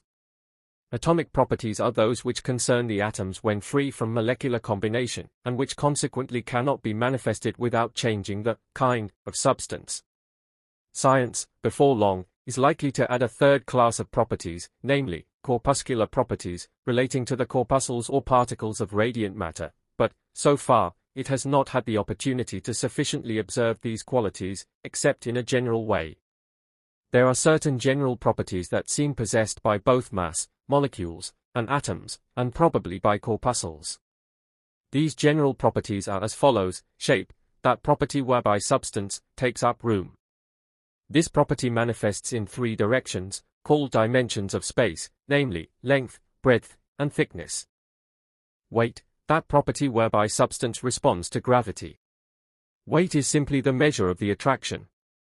Impenetrability, that property whereby two bodies of substance are prevented from occupying the same space at the same time. A nail driven into a piece of wood simply pushes aside the molecules and occupies the space between them. Substance is never actually invaded, or its actual territory occupied by other substance. Indestructibility, that property whereby substance is prevented from being destroyed or annihilated. Although the forms of substance may be changed, or transformed into other forms, still, substance in itself is not destroyed, and cannot be under the existing laws of the universe. Mobility, that property whereby substance responds to imparted motion. We shall notice this property in our consideration of motion. In addition to the motion of the mass, and the movements of molecules and atoms in response to its attraction, there is another form of motion constantly going on, without reference to the attraction or impressed motion of the mass. The molecules of all bodies are always in a state of rapid motion, called vibration. In solids this vibration is short, being restrained by the close cohesive position of the molecules. But in liquids, the molecules being further separated, the vibration is far more rapid, and they move around and slide over each other with comparatively little resistance. In gases and vapors the molecules have a splendid field for motion, and consequently vibrate in wide fields and orbits, and dash around with the greatest velocity. The atoms also are believed to vibrate rapidly, in accordance with their own laws of vibration. and the corpuscles are believed to far excel the last two mentioned particles in intensity, rapidity, and complexity of their vibrations, as we shall see a little later on in the book. All substance is in constant motion and vibration. There is no rest in substance. Inertia, that property whereby substance may not move unless in response to imparted motion, nor terminate its motion, when it is once imparted, except in response to some other manifestation of impressed force. Science holds that this impressed force, or imparted motion, must come from without, but the writer holds that force may also be expressed from within, as may be seen by reference to subsequent chapters of this book. Attraction, that property whereby particles or bodies of substance, 1. Draw other particles or bodies toward themselves, or 2. Move toward other particles or bodies, or 3. Are mutually drawn together. This property manifests in four forms, generally referred to as separate and distinct from each other, but which the writer believes to be but forms of the same attractive power, and which he believes to be a mental process, at the last analysis, a revolutionary claim, which will be supported by argument in later chapters of the book. These three forms of attraction are known as 1. Gravitation, 2. Cohesion, 3. Adhesion, and 4. Chemical affinity, or chemism. We are invited to consider them briefly, at this point, further investigation being reserved for our chapters on motion and dynamic thought. Gravitation, this term is usually applied to the attraction between masses of substance, such as the Sun, the Earth, and masses of substance on or about the Earth's surface. However, Newton, who discovered the facts of gravitation, states the law, as every particle of matter in the universe attracts every other particle, etc. Cohesion, this term is used to indicate the attraction between molecules, by which they are combined into masses or bodies. Cohesion causes the molecules to unite and cling together, thus forming the mass. Adhesion, this term is used to indicate the attraction between masses which causes them to stick together, without a cohesion of their molecules. Adhesion operates through the adjacent surfaces of the two masses. It may be considered as a lesser form of cohesion. Chemical affinity, sometimes called chemism or atomic attraction, this term is used to indicate the attraction between the atoms, by which they combine, unite, and cling together, forming the molecule. Science has before it the task of naming and classifying the attraction between the corpuscles, by which they combine and form the atom. But whatever the name, it will be seen that it represents but another manifestation of attraction. Arising from molecular attraction, or cohesion, are several properties peculiar to masses having molecules, and resulting from the tendency of the latter to resist separation. We had better consider them briefly, in order to understand the power of molecular attraction, and its incidence. Porosity, that property indicating the distances observed by the molecules in their relation to each other, which varies in different kinds of substance. All substance is more or less porous, that is, has more or less space existing between the molecules. The degree depends upon the closeness. Compressibility and expansibility, sometimes mentioned as properties, but results of porosity. Elasticity, that property whereby bodies resume their original size and form, after having been compressed, expanded, or bent. The result is caused by the inclination of the molecules to resume their original positions. What is sometimes called plasticity is merely the reverse of elasticity, and denotes a limited degree of the latter. Hardness, that condition resulting from molecular attraction resisting the forcible entrance and passage of other substance between the molecules. Tenacity, that condition resulting from molecular attraction resisting the forcible pulling asunder, or tearing apart of the mass. This condition sometimes is called toughness. Malleability, that condition resulting from molecular attraction resisting the forcible separation of the mass by pounding, hammering, or pressure. The resistance is passive, and consists of the molecules allowing themselves to assume a spread-out formation, rather than to be forced apart. Ductility, that condition resulting from molecular attraction resisting the forcible separation of the mass by a drawing out process. The resistance is passive, and consists of the molecules allowing themselves to be drawn out into a formation of the shape of wire or thread, rather than to be pulled apart. In any of the above cases, we may intelligently, and with propriety, substitute the words molecules, by means of cohesion, resisting, etc., for the terms above used, molecular attraction, resisting, etc. All masses of substance, probably molecules as well, are capable of expansion and contraction, both phenomena, in fact, and in degree, resulting from the relation of the molecules. Contraction is a crowding together of the molecules, expansion a getting apart of them. Density, the amount of substance in relation to a given bulk. Volume, the size, or bulk, of a body of substance. Mass, besides being used to designate a body of substance composed of two or more molecules, the term mass is used to designate the total quantity of substance in a body. An application of the above terms may be seen in the following illustration. A quart of water occupies a certain space and has a certain volume, mass, and density. Convert the same mass of water into steam, and it expands to a volume of 1,700 times that of water, but as no molecules have been added, the mass remains the same, but as a quart of steam weighs 1,700 times less than the same volume of water, the density of steam is 1,700 times less than that of water. As the volume of a given mass increases, the density decreases in the same proportion, but the mass remains the same. Mass, therefore, has two factors, i.e., volume and density. The density of a mass is determined by the weight of a certain volume of it. The above consideration of the properties of substance dealt only with the molecular properties, or physical properties, as they are sometimes called, that is, with properties depending upon the existence of the molecules. When we consider the molecules as being composed of atoms, and when we consider the processes whereby these molecules are built up of, or broken down through the separation of atoms, we come to the subject of atomic properties, or chemical properties, as they are often called. The atomic properties of substance consist principally in the power and manifestation of motion, in the direction of combination, separation, and the complex motions resulting from the same. This motion is manifested by reason of atomic attraction, sometimes called chemical affinity, which we shall consider a little later on in the chapter. Atomic principles, as above mentioned, are best illustrated by a reference to chemical changes, and we shall now examine the same. And the better way to consider chemical changes is by comparing them with physical changes, or changes of the molecules. Some physical changes in substance are brought about by heat, which tends to separate the molecules, or rather to allow them to spread out away from each other, so long as the high temperature is maintained, the degree of their nearness being influenced by temperature. Other physical changes are produced by outside forces separating the molecules to such an extent, to such a distance, that their cohesive force is lost, and the solid matter is said to be broken, or even reduced to dust. Other physical changes are brought about by electricity, causing the molecules to separate and disintegrate.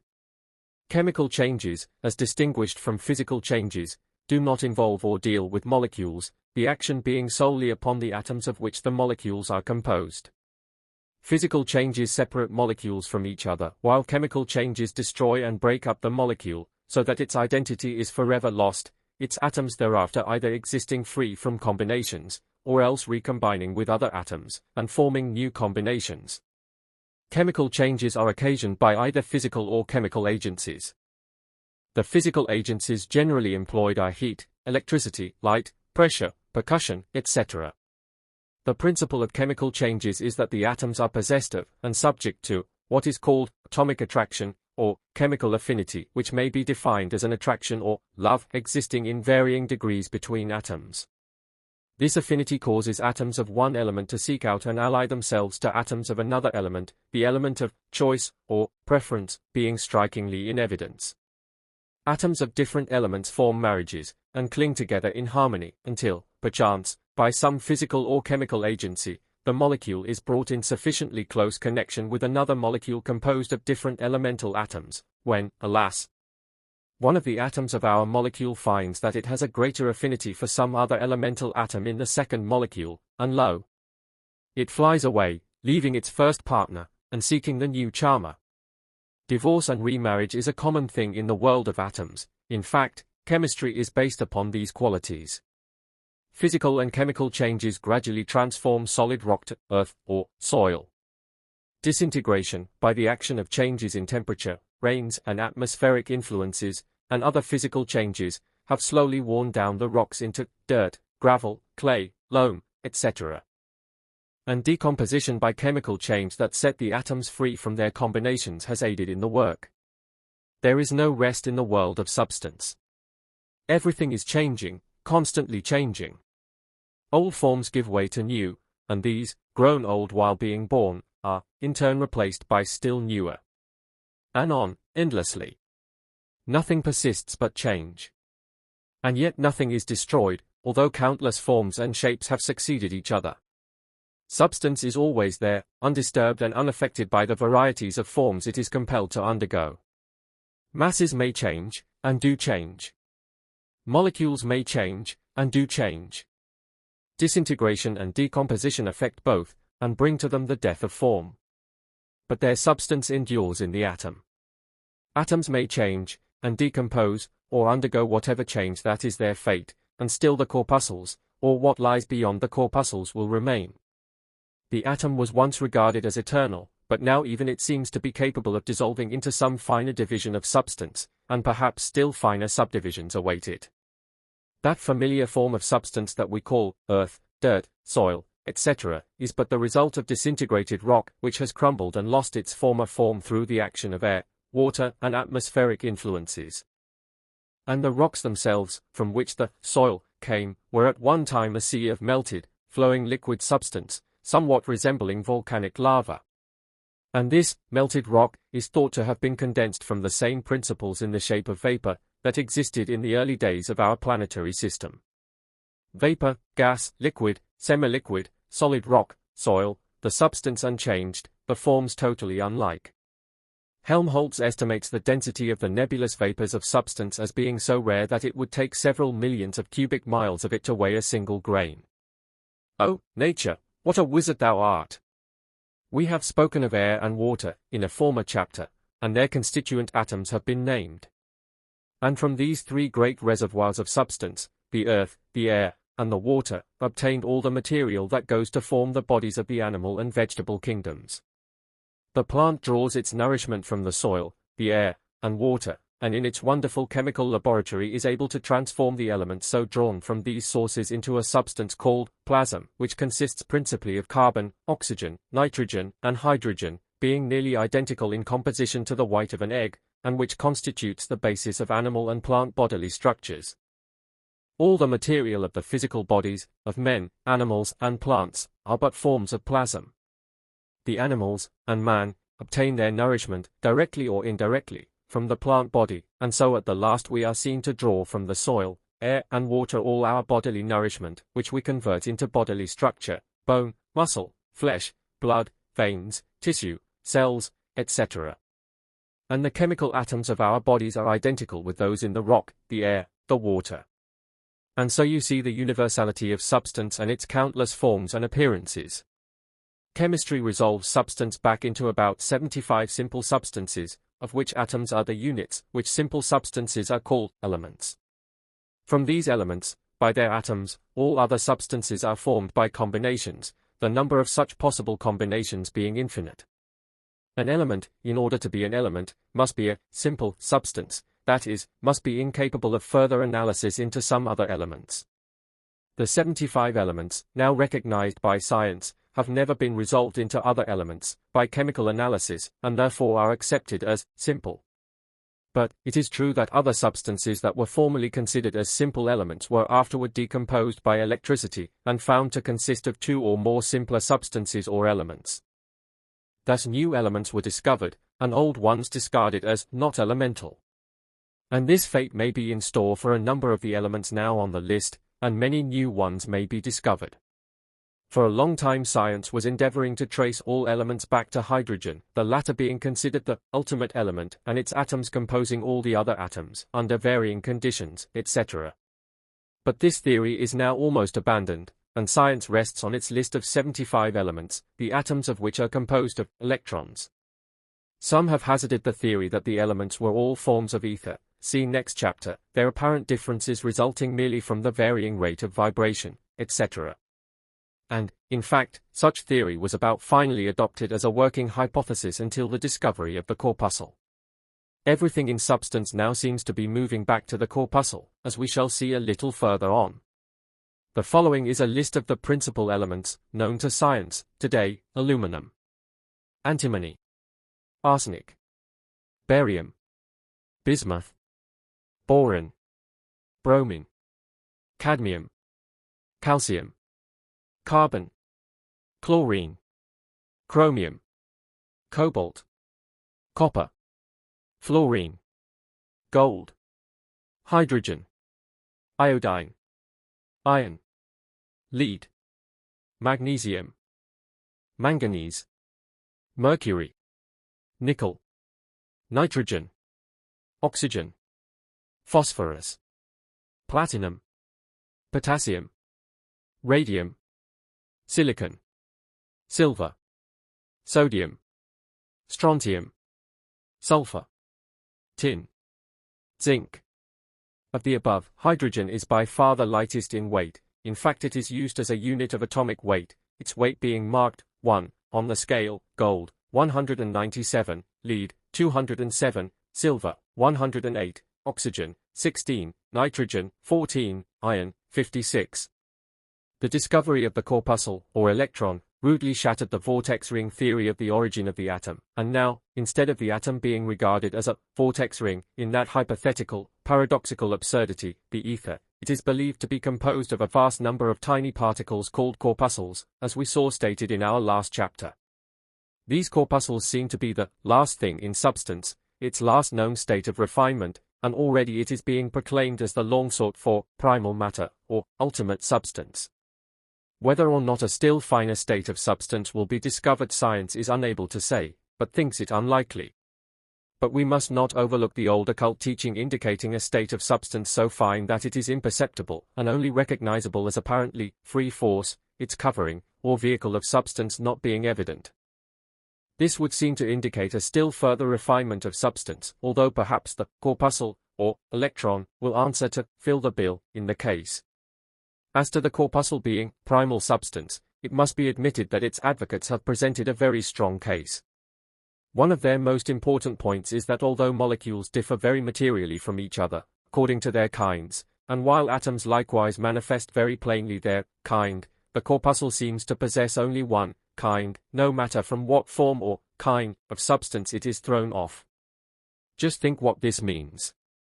It means that the finest particles of gold, silver, iron, hydrogen, oxygen, and all the rest of the elements, are composed of identically the same material, and exhibit no differences in kind. The elements are no longer simple. All substance is one, at the last analysis. The corpuscles seem to possess the same mass, to carry the same charge of electricity, to act precisely the same, irrespective of their source. No difference in size, mass, or character, as in the case of the atom, all are identical, save in the rate of their vibration at the time of observation, which is simply a matter of more or less motion. Space seems to be flooded with these tiny particles, these units of substance. They stream from the sun, the stars, and every body highly heated. Likewise they stream from the bodies of highly electrified substance. Groups of these corpuscles, absolutely identical in nature, size, mass, etc., constitute the atoms of the 75 elements, the kind of element seemingly being dependent upon the number and arrangement of the corpuscles, and possibly by their rate of vibration. Every atom is like a great beehive with a swarm of corpuscles vibrating, moving around each other, and upon their own centers. And, if by the action of intense heat, transmitted, or caused by interrupted motion, or if by a strong electric charge, some of these corpuscles are detached from the atoms, or possibly an atom broken up, they fly off through space at a marvelous speed of many thousand miles an hour. So we see that these wonderful corpuscles look very much like primal matter or ultimate substance, the stuff out of which substance is made. And, taking you back to the chapter on the universality of life and mind, the writer would remind you that in their motions and evident attraction, etc., these corpuscles evidence the same life and mind that we observed in the molecules and atoms. It must be so, for what is in the manufactured article must be in the material of which the article is made. And so, even here, life and mind have not escaped us. Nor will it in the ether. And speaking of the corpuscles, as manufactured articles, we are reminded of Herschel's thought about the atoms, when they were regarded as primal matter and likely to be uniform, and, at the end, of one primal substance. Although Herschel's conception does not now apply to the atoms, it may be transferred to the corpuscles. Herschel thought that the fact that the particles of substance were likely to be found to be uniform in size, and identical in nature and characteristics, indicated that they might be akin to manufactured articles, turned out from the same great machinery of creation.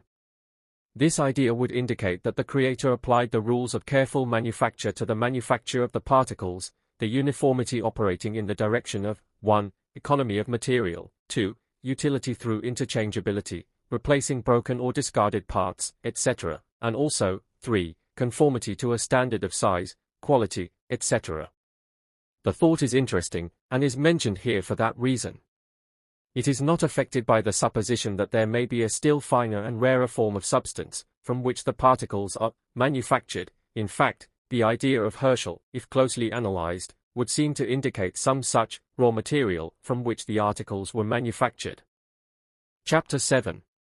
The paradox of science. In the days of the ancients, when the philosophers found themselves unable to account for any particular class of phenomena, they bundled it together and referred it to a supposititious something that they called the ether. Finding this an easy way to get rid of vexatious questions, they fell into the custom, and the habit grew upon them. Soon there were a dozen or more different kind of ethers in vogue, each explaining something else, the something else, by the way, being things that science now feels that it understands pretty well. These ethers grew to be like the various vapors of the ancients, a dignified term for, we don't know, a respectable road for retreat under the semblance of an advance. These ethers became a scientific scandal, and caused a lax mode of thinking among students of those times. And so they were finally abolished and relegated to the scrap pile of science, where they lay for many centuries until a comparatively recent period, when at least one of them was hauled forth, dusted, freshened up a little, and placed upon its old pedestal. This revamped ether, referred to, was the ether of Aristotle. Aristotle, as we know, was a famous Greek philosopher who lived about 350 B.C., about 2,250 years ago. He was a good man and a celebrated philosopher, but was somewhat deficient in scientific knowledge. Although he knew many things, and uttered many wise thoughts, he was under the impression that the breath of man entered the heart instead of the lungs, that the back part of the skull was empty, and so on. He was without the advantages of a modern training, which was not his fault, however. Well, Aristotle conceived the idea of an universal ether which he thought pervaded all space, and with which he accounted for the passage of light from the sun and stars, the movements of the planets, and various other physical phenomena. It is not known whether Aristotle really believed in this ether, or whether he merely used it as a speculative hypothesis, following the ether habit of his contemporaries. At any rate, his theory served its purpose, lived, flourished, declined, and died, at least seemed to be dead. But its corpse was resurrected in modern times, and used to account for divers things. This does not mean that modern thinkers really believe in the universal ether, they merely assume it as a working hypothesis until something better is offered. Its principal modern use is to account for the transmission of light from the sun and stars to the earth. It was held that a thing could not act where it was not, and so it became necessary to account for the transmission either by the theory that small particles of substance were thrown off from the sun, and traveled to the earth, or else that there was some medium of communication by means of vibrations, etc. Newton held to the first theory, but his hypothesis went down before the ether advocates, who advanced the wave theory, although it seems that, like Banquo's ghost, Newton's theory will not stay down, and is now taking on a new lease of life, owing to the discovery of the corpuscle and radiant matter.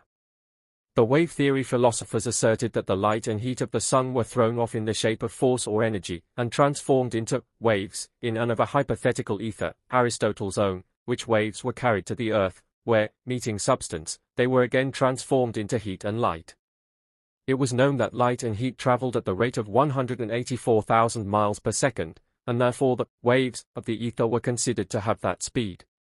The wave theory seemed to fit the facts of the case better than the Newtonian theory of corpuscles, although the latter has always been considered as better explaining certain phenomena than the new theory. And so the ether wave became generally accepted, and remains so today, although recent discoveries are causing a disturbance in the scientific camp regarding the question. Later it was discovered that the electricity traveled at the same rate as light and heat, and the wave of the ether theory was thus thought to have additional verification, and electricity came under the law and remained there until the electron discovery, which is causing much disturbance among those interested in the study of electricity. Briefly stated, the theory of the universal ether is this, that pervading all space in the universe, not only between planets, stars, and suns, but also, filling in the cracks, between molecules, and atoms as well, there is a subtle substance in and through which the waves of light, heat, electricity, and magnetism travel at the rate of 184,000 miles per second.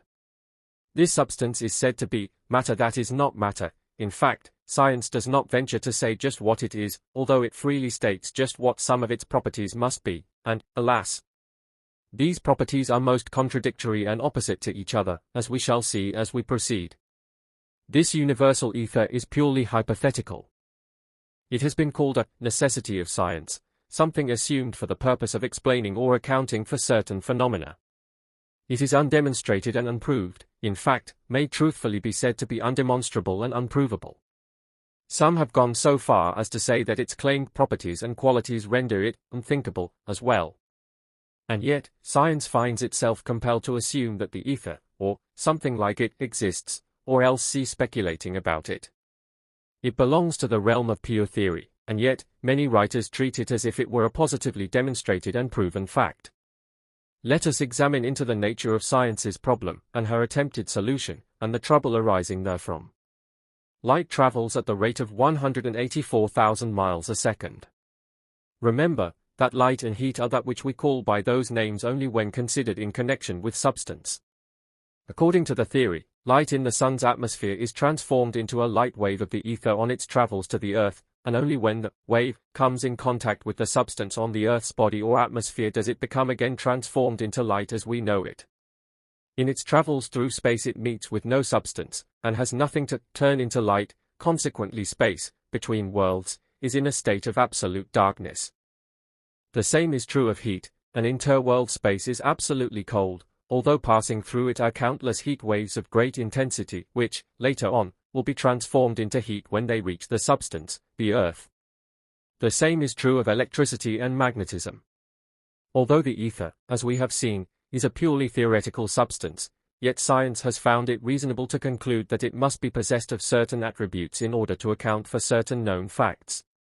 Thus, it is said to be frictionless, else the worlds, suns and planets could not pass freely through it, nor could the light and heat waves travel at such a tremendous rate. It also is thought to have something like inertia, because motion once started in it persists until stopped, because it is at a state of rest until motion is imparted to it, and because it takes a fraction of time to impart motion to it. It is thought to be different from substance in any of its known forms, for many reasons, among such being the fact that no known form of substance could carry vibrations through space at the rate of 184,000 miles a second. And light and heat waves travel at that rate, and have forms and shapes, and lengths of their own. Light, for instance, vibrates on two planes, and a light wave is something like a Greek cross, thus, having a horizontal and a vertical line, or plane of vibration. And the ether cannot be a fluid of any degree, because a fluid cannot transmit cross vibrations at all. And it cannot be a solid, because a solid could not stand vibrations at such a terrific speed, and still remain a solid. And yet, to transmit the two-plane light waves, the ether must have a certain degree of rigidity, else the waves could not travel. Lord Kelvin estimated this degree of rigidity as about 19 billionth of the rigidity of the hardest steel. So, you see, science is compelled to assume that the ether is a continuous, frictionless medium, possessing both inertia and rigidity. Some scientists have thought it to be a kind of elastic jelly. Of the ether, Professor Oliver Lodge has said, we have to try and realize the idea of a perfectly continuous, subtle, incompressible substance, pervading all space, and penetrating between the molecules of ordinary matter which are embedded in it, and connected to one another by its means. And we must regard it as the one universal medium by which all actions between bodies are carried on. This, then, is its function, to act as the transmitter of motion and energy. To give you an idea of the wonderful thing that science is compelled to think of the ether as being, by reason of the qualities it is compelled to ascribe to it, although it confesses itself unable to imagine the nature of the thing which it has created in bits by the adding and bestowing of qualities which were made necessary by the logical requirements of the case. Let us take a hurried view of the thing as the several departments of science say it must be thought of. To meet the requirements of the case, science says that the universal ether must be substance infinitely more rare and evanescent than the finest gas or vapor known to science, even in its rarest condition. It must convey heat in the manner of an infinitely solid body, and yet it must not be a solid. It must be transparent and invisible. It must be frictionless, and yet incompressible. It cannot be a fluid. It cannot have attraction for substance, such as all substance has. Nor can it have weight, that is, it is not subject to gravitation. It is beyond the reach of any known scientific instrument, even of the greatest power, and it refuses to register itself in any way, either to senses or instruments. It cannot be known of itself, but may only be recognized as existent by the things for which it acts as a medium or transmitting agent. It must convey energy and motion, yet it must not take up any part of either from the matter in its midst. It must not absorb any of the heat, light or electricity. It must fill up the spaces between the worlds, as well as the most minute space between the molecules, atoms and corpuscles, or any other minute particle of substance, either known by name to science now or which may be discovered or imagined later as a necessity of some conception regarding the nature of substance. In short, the universal ether, in order to do the things attributed to it, must be more solid than solids, more vapor-like and gas-like than vapor or gas, more fluid than fluids, infinitely less rigid than steel, and yet infinitely stronger than the strongest steel. It must be a substance having the qualities of a vacuum. It must be continuous and not composed of particles, atoms, or molecules. It must be an everything, in some respects, and yet a nothing, in others. It must not be substance, and yet it must carry substance within its ocean of dimensions, and, besides, interpenetrate the most minute space between the particles of substance. It must not be energy or force, and yet science has been considering energy and force as but interruptions of rest, or agitations, within and of itself.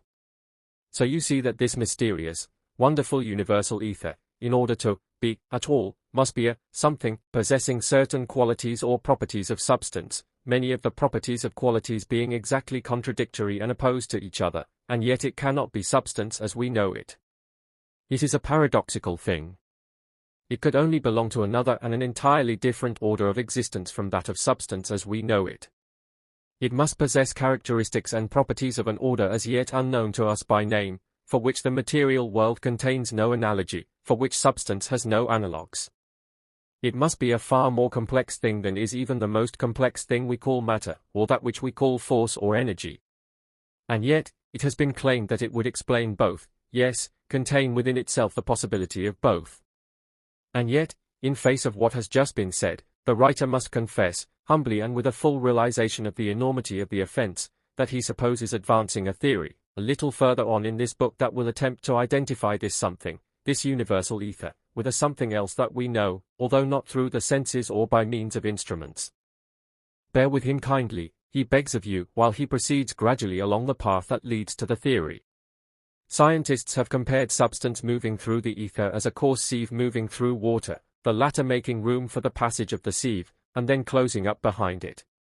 If this be amended by the idea that the moving sieve, while allowing the water to pass through it freely, still carries along with it a thin film of water which clings to the wires of the sieve by adhesion, if there be admitted this clinging film, as well as the body of the water through which the sieve moves, then the illustration answers quite well as a crude illustration of substance and the ether. This fact is important in view of the theory that will be advanced further on in this book. Professor Lodge, in his interesting work, Modern Views of Electricity, mentions a number of experiments tending to prove the above-mentioned fact, which is not so generally known as other facts relating to the ether. Until the discovery of radiant matter, bringing with it the new theories of the corpuscle or electron, etc., brushed aside into the dust heap many generally accepted scientific theories regarding the nature of substance, the favorite and most popular theory was what was known as the vortex ring theory of the atom. This theory held that the atoms of substance were but vortex rings of the ether, having had motion communicated to them in some way, and which afterwards acquired other motions, and which finally become apparent to our senses as substance. In other words, the atom was supposed to be a vortex ring of ether, acted upon by force, in some unknown way, the character, nature, and properties of the atom being determined by the shape and size of the vortex ring, the rate of motion, etc., etc. The new discoveries of science, however, have set aside, at least temporarily, this vortex ring theory, and at present science seems to find its latest thing in substance, in the theory that substance, at the last, seems to be the corpuscle or electron. In other words, after many years of fancied security in a settled theory regarding the nature of substance, science once more finds itself compelled to take up the search for the origin of things. But the theory of the ether remains, and is likely to, although the names applied to it will change. By some it is still believed that in the ether, a little further removed, rests the origin of substance and that the corpuscle may be the vortex ring product, instead of the atom. It will be noticed that science has made no serious attempt to connect the phenomenon of gravitation or attraction with the ether. Gravitation stands alone, an outsider, among the forces, responding to none of their laws, needing no time in which to travel, needing no medium like the ether in which to transmit waves, fearing no obstacle or interfering body, but passing right through the same, different. And we shall see why this difference, when we reach the point where our theory brings us to the point where we must substitute something else for that great paradoxical general solvent of modern science, the ether of Aristotle. We shall reach the point after a brief consideration of motion, force, and energy. Chapter 8. The forces of nature. The substance filling the universe is in constant and unceasing motion. Motion is evidenced in every physical and chemical process and change, and manifested in the constant interchange of position of the particles of substance. There is absolutely no rest in nature, everything is constantly changing, moving, and vibrating. Building up processes are ever at work forming larger masses or bodies of the particles, and tearing down processes, disintegration and decomposition of molecules and atoms, and corpuscles, are constantly at work also. Nature maintains a constant balance among her forces. If the building up energies and forces were allowed full sway, then all the particles in the universe ultimately would gravitate to a common center, thus forming a compact and solid mass, which would thus dwell for eternity, unless the creative power should move upon it and again scatter its particles in all directions. And, if the tearing down and dispersive forces and energies were allowed full sway, the particles would fly apart and would remain asunder for eternity, unless called together by some new creative fiat. But nature pits one force against another, maintaining an equilibrium. The result is constant play and interplay of forces, causing distribution and redistribution of particles, following the gathering together and building up processes. There is no lost motion or waste force. One form of force and motion is converted into another, and so on, and on. Nothing is lost, all force is conserved, as we shall see as we proceed. In the public mind, or rather, in the mind of that part of the public which think of the matter at all, there seems to be an idea that force is something of the nature of an entity, separate from substance or mind, something that pounces down upon substance and drives it along by presence from without. The ancient philosophers regarded substance as acted upon from without by an entity called force, substance being regarded as absolutely inert and dead.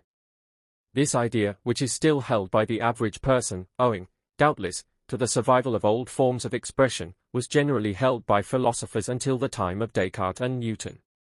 This old idea was due to the teachings of Aristotle, he of the ether theory, and science and philosophy were timid about shaking off the Aristotelian dogmas. Others held that light, heat and electricity were fluids, conveyed from body to body. In fact, the general public still entertains this idea regarding electricity, owing to the use of the term, the electric fluid. The present teaching of science is that force is the result of the motion of the particles of substance, and, of course, originates from within, rather than from without. It is true that motion may be communicated to a body by means of another body in motion imparting the same to it, but that does not alter the case, for the original motion came from the movement and vibration of the particles of substance, although it may have passed through many stages of transformation, change, and transmission in its progress. The only exception to the rule is gravitation, which is a form of force, the nature of which is unknown to science, although its laws of operation, etc., are understood. We shall learn some new facts about gravitation in the forthcoming chapters of this book. It will be well for us to remember this fact, in our consideration of force and motion, that force and motion originate from the inherent property of motion passed by the particles of substance, and come from within, not from without. This is the best teaching of modern science, and also forms an important part of the theory of dynamic thought which is advanced in this book. Buchner, the author of Force and Matter, vigorously insists upon this conception, saying, among many other similar expressions, force may be defined as a condition of activity or a motion of matter, or of the minutest particles of matter or a capacity thereof. The term force is generally defined in works on physics as that which causes, changes or terminates motion. The word force is generally used in the sense of in action, while energy is usually used in the sense of potential force, capacity for performing work, the idea being that it is stored up force, or force awaiting use. The term power is used in two senses, the first meaning a measure of mechanical energy, such as a 40 horsepower engine, etc., the second sense being capacity or ability to act or exercise force, this use being almost identical to the idea of energy, as above described, although, possibly, a little stronger expression. The materialistic school holds that force is a property of matter, the latter being regarded as the real thing of the universe. Others hold that force is the real thing, and that what is called matter, or substance, is but a center of force, etc. Others hold that the two are but aspects of the same thing, calling the thing by the name matter-force, or force-matter. Haeckel calls this combined thing by the name of substance, claiming that what are called matter and force are but attributes of it, the third attribute being sensation, which he holds is akin to mind. Haeckel's substance is held to be eternal and self-existent, its own cause, in fact. In this book the term substance is not used in this sense, but merely as synonymous with what science usually calls matter. The views advanced in this book differ materially from any of those above mentioned, it being held by the writer that all force is vital mental force, and, consequently, force, as a separate thing is considered an unreasonable proposition, what is called force being considered merely an action of mind upon substance, causing motion. The writer does not intend to advance this idea at this point beyond the mere mentioning of the fact, the theory being brought out and developed as we proceed, and he will proceed to a consideration of the phenomena of force, along the lines of modern science, believing that in this way the subject may be better understood. The term motion, as used in physics, is defined as the act, process or state of changing place or position, movement, Webster. So you see, motion is the movement of substance changing place or position, force is that which causes, changes or terminates motion, and energy is the capacity for manifesting force, and power the ability to act. In works on physics you will notice the expression potential energy, meaning energy awaiting action, also kinetic energy, meaning energy in action, that is, in motion. We shall not need these terms in this book, but it is well to understand them. Another term frequently met with is conservation of energy, which is used to indicate that law of physics the operation of which renders energy indestructible. That is, science holds that energy cannot be destroyed, that it is not lost, or created, but is merely transformed into other forms of energy, potential or kinetic. Therefore, after energy is used, it either passes into a state of potential energy or rest, awaiting a future call to activity, or else is immediately transformed into another form of kinetic energy, or energy in action. The theory holds that the quantity or amount of energy in the universe is fixed in its totality, none may be created or destroyed, there can be no addition to, or subtraction from the totality of energy, that all energy used has been previously stored up, or else has been immediately transmitted or transformed. It is also held that when energy manifests as the result of work performed, it is always found that it is at the expense of some previously manifested form of energy, that the agency by which the work is performed always parts with its stock of energy, and that the thing worked upon always acquires or gains the amount of energy lost by the aforesaid agent, or worker, and yet there is no actual loss or gain, but merely transformation. The above theory is mentioned as of interest in the general subject, although it does not play a prominent part in the subject of this book, for the writer holds that all energy resides in mind, and emerges therefrom, and, in the end, returns thereto. This being believed, it is seen that energy is not to be thought of as a separate thing having a totality, but merely as a quality of mind, the question of its totality or fixed quantity not being inquired into, although both, probably, run along the lines of the nature of mind, and depend upon the limitations, or lack of limitations, of the latter. However, the question does not assume a vital importance in our consideration of the subject. So far as the question of transmission, or transformation of energy, is concerned, however, the principles of the law of conservation of energy may be accepted as correct, although it more properly belongs to the principle of what has been called the correlation of force, the idea of which is that one form of energy may be, and is always, transformed into another form, and so on, and on, unto infinity. This idea is followed in this book, except that the idea of, from mind originally, to mind finally, is incorporated within it. This law of the correlation of force may be illustrated by the following quotation from Tyndall, the great scientist of the last century, who says, "A river, in descending from an elevation of 7,720 feet, generates an amount of heat competent to augment its own temperature 10 degrees Fahrenheit, and this amount of heat was abstracted from the sun, in order to lift the matter of the river to the elevation from which it falls. As long as the river continues on the heights, whether in the solid form as a glacier, or in the liquid form as a lake, the heat expended by the sun in lifting it has disappeared from the universe. It has been consumed in the act of lifting. But, at the moment that the river starts upon its downward course, and encounters the resistance of its bed, the heat expanded in its elevation begins to be restored. The mental eye, indeed, can follow the emission from its source through the ether, as vibratory motion, to the ocean, where it ceases to be vibration, and takes the potential form among the molecules of aqueous vapor, to the mountain top, where the heat absorbed in vaporization is given out in condensation, while that expended by the sun in lifting the water to its present elevation is still unrested. This we find paid back to the last unit by the friction along the river's bed, at the bottom of the cascade, where the plunge of the torrent is suddenly arrested, in the warmth of the machinery turned by the river, in the spark from the millstone, beneath the crusher of the miner, in the alpine sawmill, in the milk churn of the chalet, in the supports of the cradle in which the mountaineer, by water power, rocks his baby to sleep. All the forms of mechanical motion here indicated are simply the parceling out of an amount of calorific motion derived originally from the sun, and, at each point at which the mechanical motion is destroyed or diminished, it is the sun's heat which is restored. The following quotation, also, is interesting as illustrating another phase of this law. The work performed by men and other animals is due to the transformed energy of food. This food is of vegetable origin and owes its energy to the solar rays. The energy of men and animals is, therefore, the transformed energy of the sun. Excepting the energy of the tides, the sun's rays are the source of all the forms of energy practically available. It has been estimated that the heat received by the Earth from the sun each year would melt a layer of ice over the entire globe 100 feet in thickness. This represents energy equal to 1 horsepower for each 50 square feet of surface. Antony and Brackett. From the above quotations, it will be seen that the principal and most familiar sources, or great storage batteries, of energy, apparent to dwellers upon this planet, are 1. The Earth manifesting the power of gravitation, and 2. The Sun, manifesting solar heat. In Tyndall's illustration we see the force of the sun's energy, heat, raising the water from the ocean, by evaporation, although aided by the Earth's gravitation, pulling down the heavier air, allowing the vapor to rise.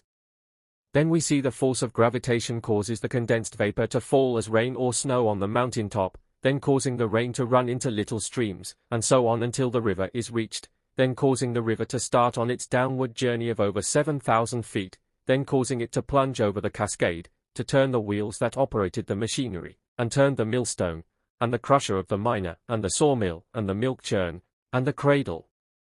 And, as Tyndall might have added, had he lived a little later, in the running of the dynamo, which running, produced electricity, that in turn caused lights to burn, other machinery to run and manufacture things, stoves to cook, flat irons to iron, automobiles and engines to run, and many other things along the lines of transmitting energy, force, and motion. And in this consideration, let us not forget the important part that gravitation, that most wonderful of all forces, plays in the grand scheme of nature. Not only does this force cause the planets to circle around the sun, and, perhaps that sun around another sun, and so on, and on until the matter becomes unthinkable, not only this, but it performs 1,000,000 parts in the affair of earthly matter, as we shall see in a later chapter. The force of gravitation is one of the greatest mysteries confronting science today, although many believe it a simple question. gravitation and the universal ether contain the great secrets of nature that man is striving to unveil. And yet, so common is gravitation that the race, including almost all the scientists, take it as a matter of course. We shall devote much attention to the question of gravitation in the forthcoming chapters of this book, for it plays a very important part in the general theory of dynamic thought, upon which this book is based. We shall have a special chapter devoted to it, a little later on, and the matter will also come up for explanation further on in the book. But, in the meantime, let us consider the other forms of energy, viz. heat, light, magnetism and electricity, which with gravitation and attraction of other kinds, form the forces of nature. Chapter 9. Radiant energy. Kinds of energy are very few, although the methods of using, applying, and manifesting same are innumerable. Let us begin with one of the best-known forms of energy, namely, heat. Heat was formerly regarded as a very fine fluid or substance, called caloric, which was supposed to enter into substance and then manifest the phenomenon of heat. This idea has long since been relegated to the scrap pile of science. The present theory, which is supported by a mass of evidence obtained through investigation and experimentation, is that heat is a form of energy, arising from the vibratory motions of the particles of substance, mode of motion. The degrees of heat are termed temperature. Temperature depends upon the rate of the heat vibrations of the particles of substance, either arising from the original motion of the particles, or else from vibrations or motion aroused in them by transmission from particles of other bodies of substance, these vibrations being contagious. Temperature then means the measure of the vibrations of the particles. All bodies of substance have some degree of temperature, some degree of heat vibration of its particles. Science has a pleasant, scientific friction of an absolute zero at the degree of 491 below zero, Fahrenheit, but this is merely an imaginary something with which the grown-up children of science amuse themselves. When two bodies are brought near each other, the nearness being comparative, and, in some cases, meaning a distance of millions of miles, heat is transmitted from the warmer to the cooler body, until the temperatures are equalized, that is until the two bodies vibrate in unison. In physics we are taught that the transmission of heat may be accomplished in three ways, although the writer is of the opinion that the three ways are but three forms of one way. The first form is called conduction, whereby the vibration, or heat, is conveyed along a body of substance, from its warmer to its cooler parts, for instance, an iron poker with one end in the fire. The second form is called convection, whereby the visible motion of heated substance, moving along the air, for instance, hot air, hot water, steam, etc., either by means of pipes, or by allowing them to pass freely through the air. The third form is called radiation, whereby the vibrations are believed to be transformed into waves of the ether, which will be spoken of later, in addition to what has been said on the subject in our chapter entitled The Paradox of Science. The writer thinks that a little consideration will show us that the same rule operates in all of the above cases, and that conduction and convection are but forms of radiation. For instance, in conduction there must be a few particles first set into vibration, the same gradually passing on to the others farther and farther away. Passing how? By contact, replies physics. But the particles are never in absolute contact, there always is plenty of space between them. And so there must be some kind of waves passing through the space between them, which space is not filled with air or other form of substance, but only with the ether, or something that takes its place.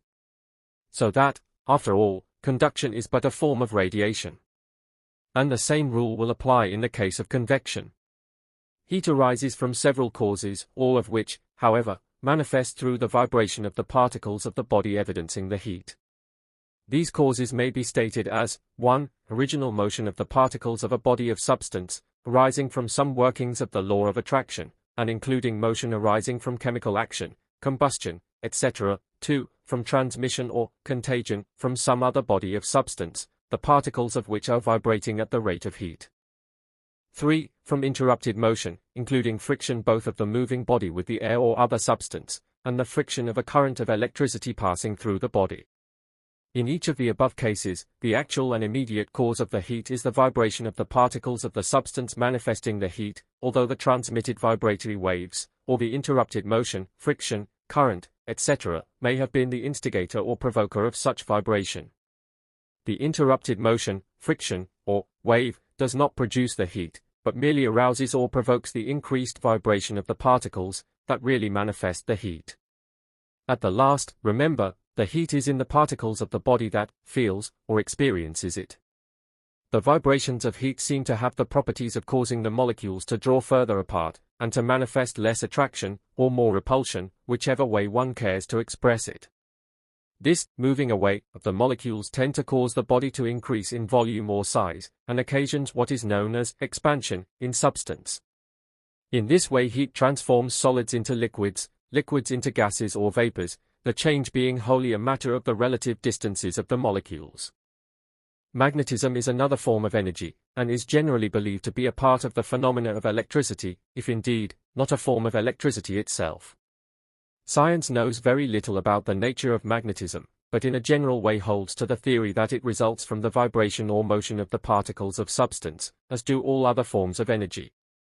The magnetic qualities of a body may be increased or decreased by motion affecting the relation of the molecules, which fact has been regarded as having some bearing on the theory. Electricity is a form of energy that science regards as also arising from the vibration or motion of the particles of substance. It is transmitted, like heat, by conduction and radiation, the waves tending to provoke similar vibrations in the particles of substances receiving them. By many careful investigators, electricity is believed to be very closely related to the phenomenon called light, both having much in common. Science seems to be discovering new points of resemblance between them, and it is probable that in the near future they will be seen to be but varying forms of the same thing. The purposes of this book do not call for an extended consideration of the properties of electricity, the same being served by a consideration of its nature being akin to that of the other forms of energy, namely, vibration or motion in or among the particles of matter. Light is a form of energy, the study of which is of the greatest interest to science, for the reason that the field seems to be widening out continuously, and reaching out into the territory formerly thought to be the special region of electricity. And, in another direction, it seems to be reaching out into the territory of heat, the latter being considered by many to be but a form of light, in its lower vibrations. In fact, the writer of this book so considers the subject, and for the purposes of this book, in later chapters, he will combine electricity, heat, and light, including, also, the phenomena known as the X-rays, Becquerel rays, radium waves, etc., as forms of light, the combined forms of energy to be called radiant energy. In this combination, he believes that he is in line with the latest and best thought of modern science. However, he does not insist upon his readers following this idea, and so, if they prefer, they may think of each of these forms as separate and distinct, and yet not run contrary to the line of thought of the book. Light is not the simple thing that it is considered to be by the general public. It is composed of many parts, qualities, and manifestations. Its rays, when separated by the spectrum, are seen to consist of waves, or vibrations of differing degrees of rate and intensity. The lower range contains the heat rays, and it is interesting to know that there are rays of heat too far down in the scale to be evidenced by human senses that may be distinguished by delicate instruments. But there are rays still further down in the scale that are known to exist, theoretically, that cannot be registered even by the finest instruments. To gain an idea of the delicacy of these instruments, let us remember that Professor Langley has an instrument called the bolometer, that is so delicate that it registers a change of temperature of 1/1,000,000 of a degree, and will register the heat of a candle 1½ miles distant from it. Light vibrations arise from combustion, friction, electricity, etc., causing the particles to assume increased motion. Let us consider the report of the spectrum. Beginning with waves or vibrations far below the sensibility of man, the scale shows an advance until the first, warm, vibration of iron was reached. This first indication of warmth comes when the vibrations reach the rate of 35 trillion per second. Then gradually they increase until a dull red glow is noticed, the lowest visible light ray, when the vibrations are 450 trillion per second. Then come the orange rays, then the golden yellow, then the pure yellow, then the greenish yellow, then the pure green, then the greenish blue, then the ocean blue, then the cyanic blue, then the indigo, then the violet, the latter evidencing when the vibrations reach the rate of 750 trillion per second. Then come the ultraviolet rays, invisible to human sight, but evidenced by chemical media. In this ultraviolet region lies the X-rays, etc., and also the actinic rays that produce photographs, sunburn one's face and blister the nose, that cause violent explosions in chemicals, that transform forms of substance, that are employed to cure skin diseases, etc. These actinic or chemical rays have an important role to play in plant life, for they act upon the green leaves of the plant, causing a chemical change by which carbonic acid and water are transformed into sugar and starches. Some of the rays of the ultraviolet region of light penetrate substances formerly considered solid and impenetrable. And some of them emitted from radium, etc. would destroy organic life if applied in sufficient quantities. Some of them are practically waves of electricity, so that light and electricity are seen to be closely related. To give one an idea of the differences produced by different rates of vibration, let us imagine a mass of iron, shaped like a great top, capable of being impelled to spin at a constantly increasing rate of speed by some mighty will. At first it is seen as a slowly spinning top, manifesting nothing but slow motion to our senses. Now, imagine our top spinning at a rate doubling each second. The first second the top spins at the rate of 2 revolutions per second. We notice no change, except that we can see the movement. The next second the revolutions are doubled to 4 per second. Then, doubling each second, we have, respectively, revolutions of 8 per second, then 16, and then in the 5th second 32 per second. Then we begin to notice a change. When the revolutions reach 32 per second, the friction of the moving top on the air causes it to give forth a very low, deep, bass note of sound. This note is like a low, deep hum, and is the lowest possible of perception by the human hearing, although it is possible that some of the lower forms of life may be conscious of still lower vibrations. The 6th second the revolutions reach 64, and the low note has grown much higher in the scale. The 7th second records a rate of 128, and the note has correspondingly increased. Then, as the seconds pass, we have, successively, 256, 512, 1024, 2048, 4096, 8192, 16384, 32,768, the latter in the 15th second, and representing the highest note recognizable by the human ear, although it is believed that some of the lower animals may recognize sounds too acute for our sense of hearing. During this increase in revolutions from the 5th second to the 15th, the sound note has risen rapidly in the scale from the low sullen hum on through the notes of the musical scale, and beyond the range of instruments, until the shrillness becomes so intense as to be almost unbearable, and finally terminating in a shrill, piercing shriek like the squeak of the bat, only long drawn out. Then from the termination of the sound, by reason of the rate of vibration having become too high, silence reigns for 30 seconds, absolute silence, in spite of the rapidly increasing rate of vibrations, in fact, because of it. When the 45th second is reached, and the revolutions have reached the rate of 35,184,372,088,832 per second, our top begins to emit heat rays, increasing each second. Then a little later a dull, dim glow may be noticed. Then, as the seconds fly, the dull glow manifests a deep dark red color, such as one notices in the iron of the blacksmith's shop, soon after it begins to glow. Then, on and on, as the seconds fly, the deep red grows lighter and brighter, gradually changing into orange, then into yellow, then into green, then into blue, then into indigo, then into violet, and then into the color of white heat.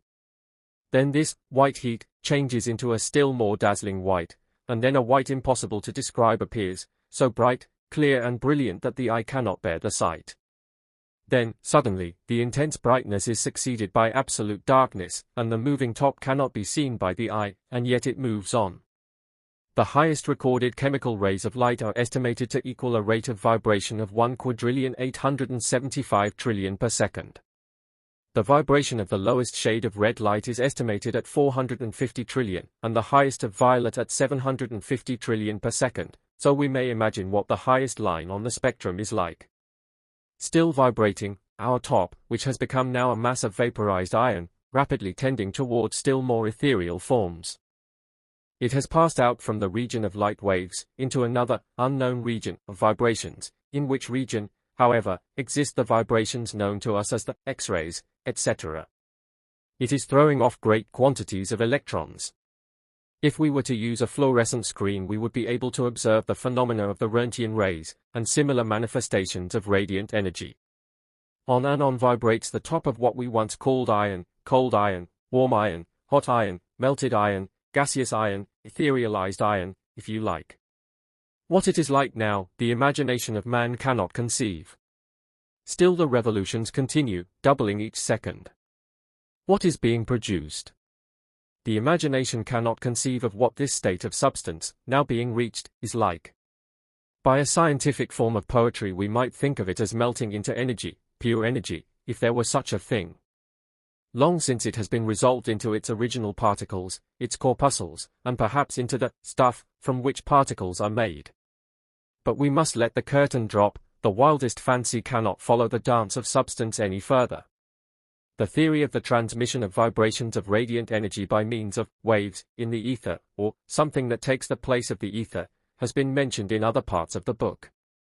Referring again to it, the writer would say that he thinks it probable that the waves, coming in contact with the countless corpuscles in the Earth's atmosphere, communicate a high rate of motion to them, the result being that they take on the vibrations immediately, and pass along with the wave current, the result being that much that we consider as waves of light, heat, and electricity are but streams of these corpuscles in which vibrations have been awakened by the waves. This idea will help to explain some of the phenomena of light, which seemed more understandable under the old light corpuscle theory of Newton than under the wave theory of recent years. The idea is advanced merely for the purpose of setting down the thought, for it plays no important part in the theory of the book. Another matter that should not be overlooked in connection with light and heat and electricity is that particles absorb or catch the vibrations in different degrees, their receptivity depending upon their particular vibratory mode or custom of their kind. If unable to absorb the vibrations, they reflect them. Substance, of any particular kind, absorb heat in the degree of its atomic weight. In the next chapter we shall learn something of the law of attraction, that wonderful law that makes possible any motion or radiant energy. Chapter 10. The law of attraction. In the previous chapters we have seen that all forms of radiant energy, viz. light, heat, electricity and magnetism, arose from the motion of the particles of substance. It now becomes important to learn just what caused these motions of the particles. Science is somewhat hazy and foggy on this subject, but in a general way decides that it is caused by the mutual relations and positions of the particles, arising from their respective attractive qualities, as a recent writer has expressed it.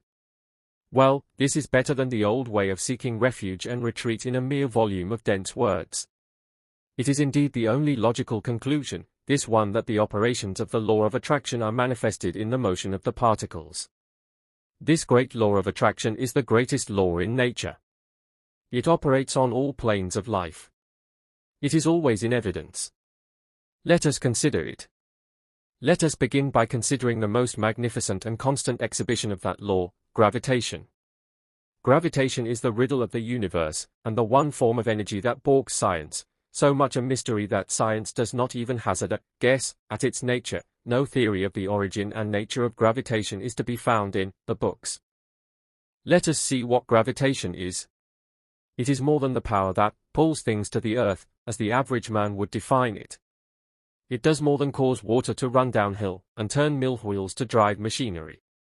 Water power results from gravitation, but even the energy of Niagara Falls is insignificant when compared to the other manifestations of the mother of energy, gravitation. Webster defines gravitation as that attraction or force by which all bodies or particles in the universe tend toward each other. Following that definition, let us add that every particle of substance has an attraction for every other particle.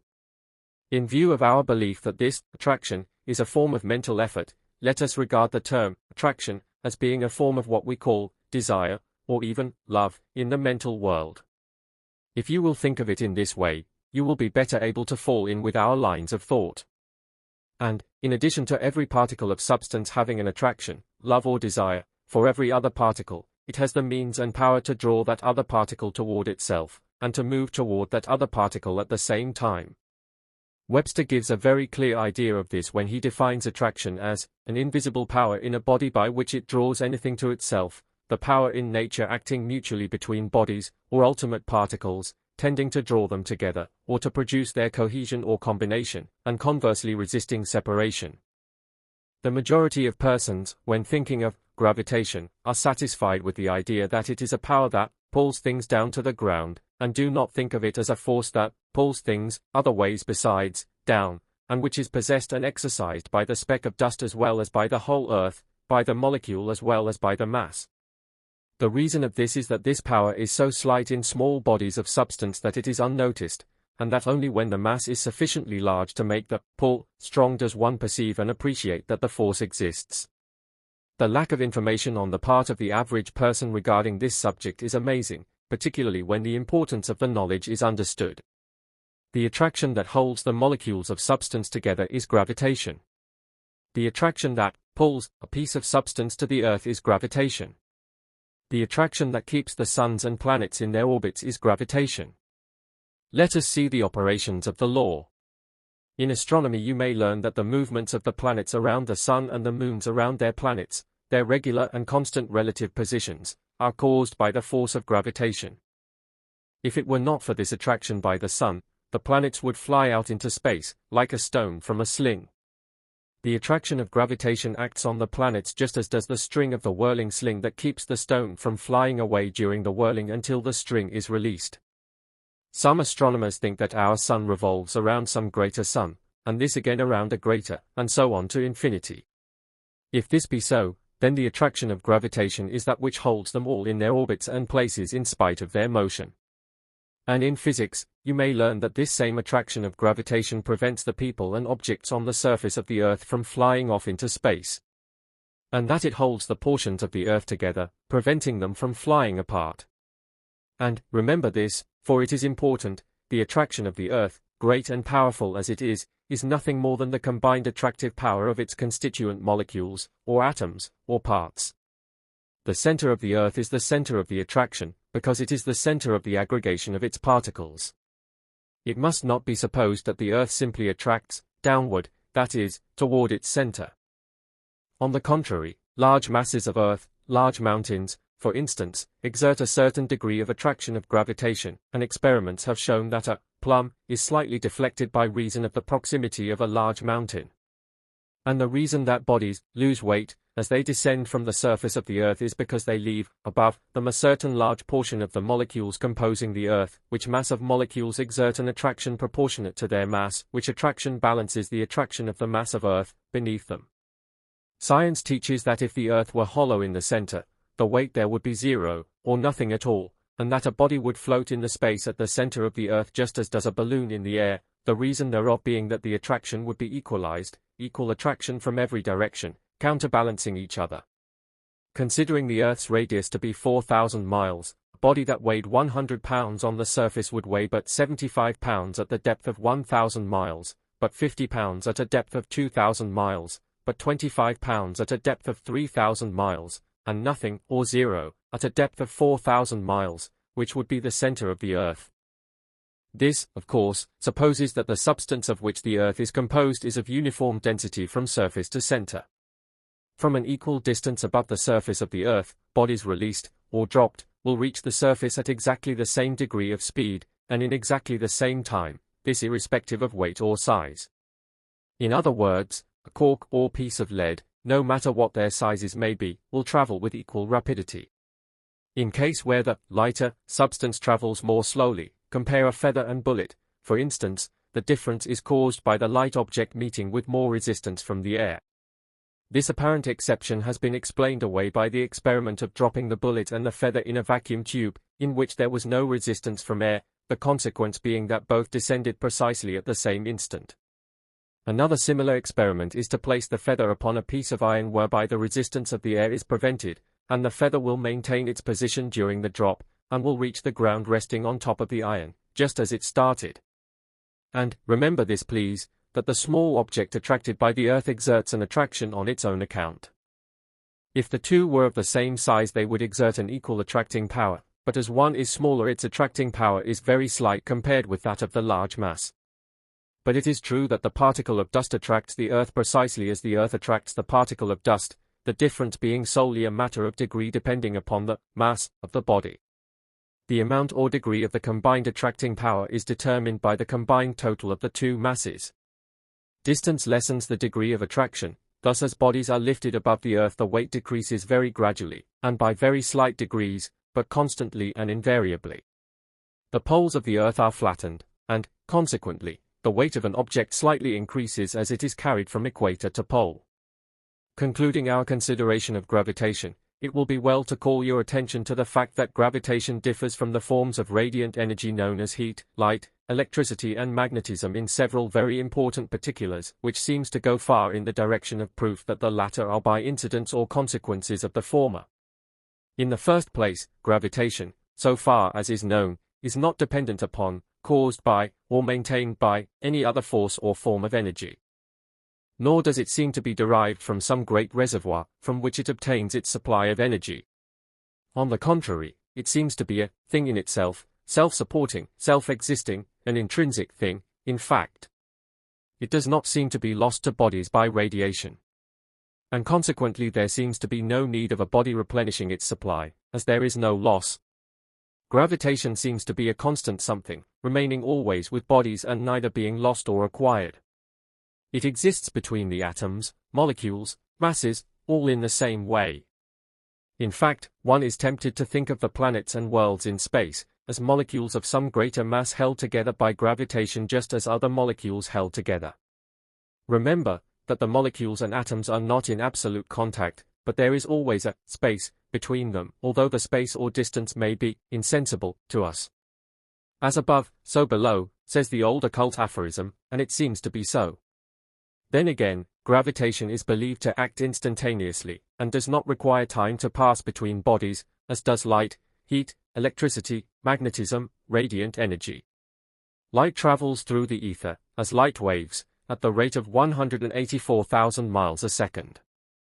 The same is true of heat and of electricity. But gravitation travels instantaneously. For instance, if a new star were to spring into existence at some inconceivable distance from the Earth, it would require thousands of years for its light to reach us. But its attraction of gravitation would be felt instantly. Do you realize what this means? It means that gravitation is in some way connected with the ether, or conveying medium, that an impulse communicated at some point of space trillions of miles away is felt at once at our point in space, and vice versa. There is some awful mystery here, and the laws of substance and force, as generally understood, do not account for it. And the theories regarding the ether do not throw light upon it. But wait a bit. But more than this. Science holds that gravitation does not require a medium, that it seems to be its own medium, needing no ether or other medium to transmit its influence. In this respect also, gravitation differs from the form of radiant energy. And more, it is not cut off or interfered with by any intervening body, for its force operates through such intervening bodies. For instance, in an eclipse of the sun, the moon passes between the Earth and the sun, but the gravitation is not affected in the slightest, for the bodies would evidence such change immediately were it to occur. So gravitation acts instantaneously, is its own medium, and may not be interfered with by an intervening body. It, indeed, is in a different class from light, heat and electricity. And now let us consider the other forms of attraction. In the previous chapters we saw that the form of attraction called cohesion caused the molecules to tend to each other and to remain in more or less close contact, the differing degrees of cohesion determining the density, etc., of the body. Were the attractive force of cohesion suddenly removed, the most solid bodies, as well as the lightest ones, would instantly fly into very fine powder, thus being resolved into their constituent molecules. The separation of the molecules, that is, the setting further apart, occasioned by heat, is spoken of by physicists as repulsion. But the writer holds that repulsion is an entirely different thing, and that the heat merely causes the molecules to lose a portion of their attractive power for each other. Until the heat being withdrawn, the molecules respond to the uninterrupted attraction. The molecules are like lovers who are attracted toward each other, and remain attached unless separated violently, or by some fading of attraction.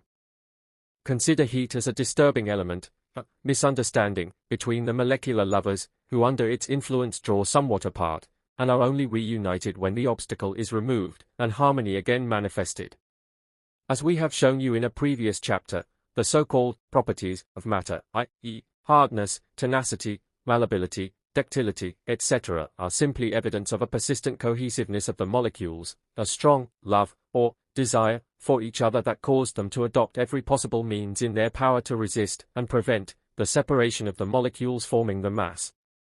It was like a desperate attempt to prevent the breaking up of the family.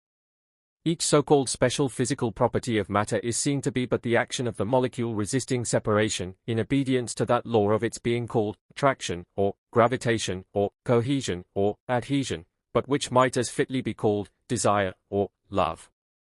And, remember, that this law does not seem to be merely one of self-preservation of the molecule, for it remains intact even after the separation from its companions or family. It is more, for it is a law that causes it to bend all its energies in remaining within molecular distance, or close companionship with its family, and resisting disintegration. It is like the social instinct in man, if one may be pardoned from using the figure. Now for the attraction of the atoms, chemical affinity, or chemism, as it is called. An atom, you know, is the chemical unit of matter, and the smallest particle of matter that can enter into combination, leaving the corpuscle out of the consideration, for the moment. These atoms exhibit and manifest an attraction for each other that causes them to form combinations or marriages, and thus to combine, forming a molecule. But remember, always, that when atoms combine, they do not merge their identities, they simply marry, and nothing more. Each atom maintains its own identity, and is found intact if the marriage is destroyed by chemical process, which might be called the termination of the molecular marriage, by divorce, that is, by one atom forsaking its mate and seeking a new affinity in the shape of some more attractive, or attracting, atom. For, alas, the atoms are more or less fickle, and often leave their life partners for some other fascinating particle. At times there is manifested a condition of, how happy could I be with either, were t'other fair charmer away, there is a conflict of attractions. There is more flirting, and affairs of the heart, in the world of atoms than in the region of the molecules, for while the latter are apt to seek only the companionship of their own family, or some nearly related family, the atoms have quite a number of possible affinities, and will invariably desert a lesser attraction for a greater one, thus forming a new molecule, and leave the deserted one to get along alone as best it may, or else form a new alliance with some other affinity who is either impervious to the attraction of the more brilliant charmer, or else is out of the danger of temptation. But, if we analyze and carefully consider this chemical affinity, chemism, we will see that it comes well under the definition of attraction, as given by Webster, and quoted in the first part of this chapter. It certainly comes under the rule of the power in nature acting mutually between bodies, or ultimate particles, tending to draw them together, etc. The writer thinks that he is justified in asking you to consider gravitation, cohesion, adhesion, and chemical affinity as related forms of the same thing.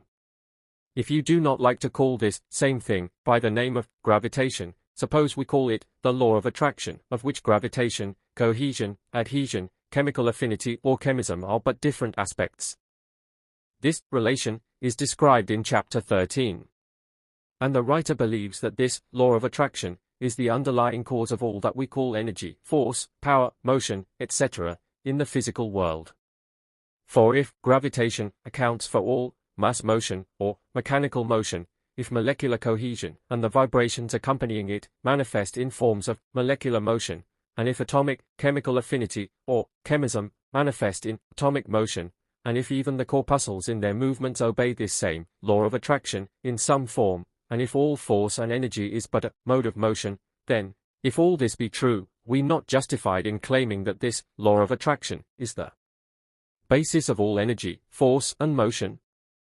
And are we not justified in thinking of this law of attraction as always manifesting in the direction of drawing together particles of substance, be those particles suns, planets, masses, molecules, atoms or corpuscles, in pursuance of some basic law imposed upon all things, by that which is above things? The following quotation is interesting. In our consideration of this subject, there are other forces besides gravity, and one of the most active of these is chemical affinity. Thus, for instance, an atom of oxygen has a very strong attraction for one of carbon, and we may compare these two atoms to the earth and a stone lodged upon the top of a house. Within certain limits, this attraction is intensely powerful, so that when an atom of carbon and one of oxygen have been separated from each other, we have a species of energy of position just as truly as when a stone has been separated from the earth. Thus, by having a large quantity of oxygen and a large quantity of carbon in separate states, we are in possession of a large store of energy of position. When we allowed the stone and the earth to rush together, the energy of position was transformed into that of actual motion, and we should therefore expect something similar to happen when the separated carbon and oxygen are allowed to rush together. This takes place when we burn coal in our fires, and the primary result, as far as energy is concerned, is the production of a large amount of heat. We are, therefore, led to conjecture that heat may denote a motion of particles on the small scale just as the rushing together of the stone and the earth denotes a motion on the large. It thus appears that we may have invisible molecular energy as well as visible mechanical energy. Balfour Stewart. To the writer it seems that the particle of substance finds within its mind principle, for we have seen that all substance had something akin to life and mind, a constant craving, embedded in its very nature, which causes it to seek satisfaction. This craving for satisfaction results in unrest, and seeks a solution along two lines.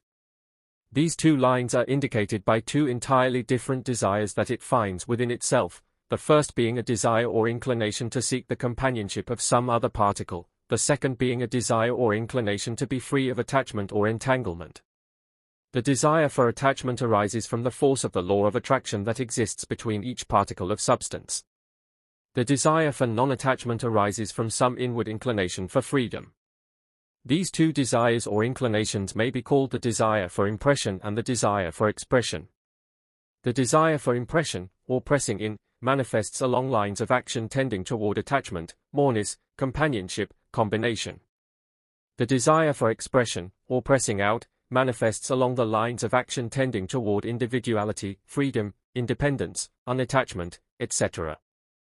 And both are strong cravings, and both tend to produce unrest, which results in motion. The pull of the desire of impression exists always, and is always modified and counteracted by the push of the desire for expression. And, resulting from the play of these two desires, or forces, result activity, motion, and change. Like the two conflicting angels in the Persian mythology, Ahriman and Ormuzd, these two desires wrestle with each other in the theater of the universe, constant motion and change being the results. And, if the writer may be pardoned for dropping into mysticism for the moment, may it not be that these conflicting desires for separateness and unity, respectively, are but different forms of the desire for satisfaction through oneness. Impression seeks oneness by combination with other separated particles, but finds it not. Expression seeks oneness by drawing apart and endeavoring to realize it in that way, but finds it not. But both are but different aspects of the same desire for satisfaction, and only when the mind recognizes oneness in diversity does satisfaction come. And thus the lesson of the particle becomes the lesson of the man. These conflicting desires of inclinations of the particles, the one urging it along the lines of attraction, the other along the lines of separation, produce the dance of the atoms, the motion of the particles.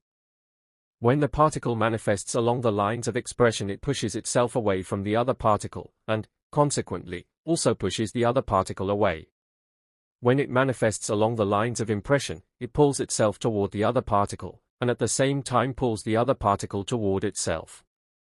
In both cases the medium of the pulling extends over the space separating them, as will be described in future chapters. This pulling and pushing is called by chemistry attraction and repulsion of the particles. It is perhaps unnecessary to state that the force of the attraction of cohesion or of chemical affinity is much stronger than that of gravitation, in the case of the same particles. Otherwise, if one picked up a piece of iron, the attraction of gravitation would cause its particles to separate and fall to the ground, whereas, the attraction of cohesion and that of chemical affinity enable the particles to counteract the pull of gravitation, and thus remain intact. Compared with cohesion or chemical affinity, the pull of gravitation is incomparably weak. The force which holds together two atoms of water represents a high degree of dynamic power, and the shock of forcible separation of chemical atoms produces something akin to an explosion. So we see that the attraction of the particles, while of the same nature as gravitation, is much higher in intensity.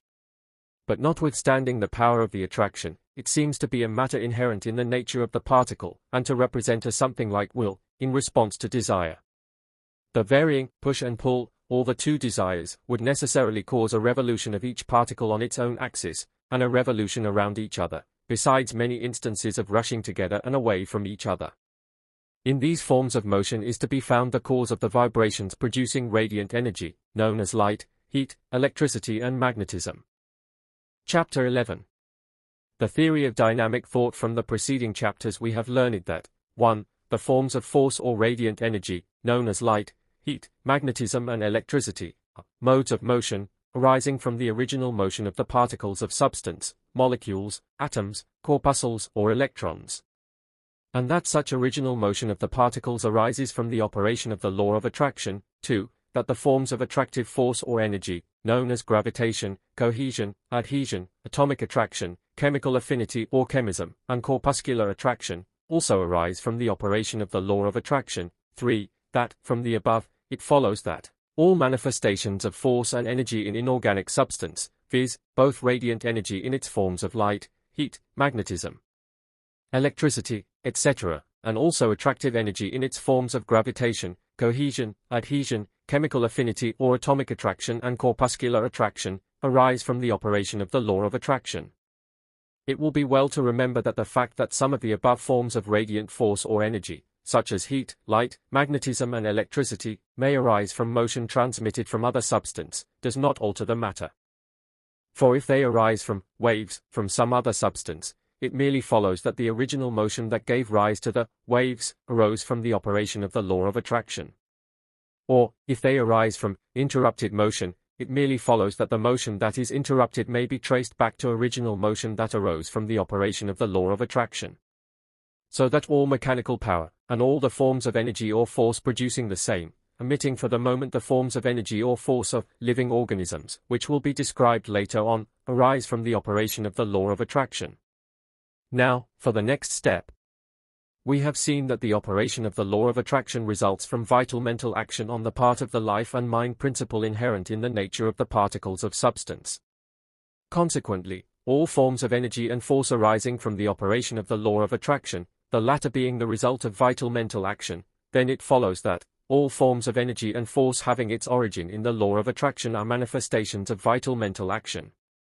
But this is not all, for we have not considered the energy and force abiding in, and manifested by, what are called living organisms, such as human, animal and plant life, which are manifested by the physical organisms or bodies of man, animal and plant. In order to avoid a long digression into the realms of biology, we will omit all but a passing reference to the theories that seek to identify the action of the cells of organic life with those of the particles of inorganic life, for remember, that organic substance has its molecules, atoms and corpuscles, as well as its higher combinations known as cells, and we will seek the ultimate source of all forms of force and energy, exhibited by organic life, in that which lies back of physical action.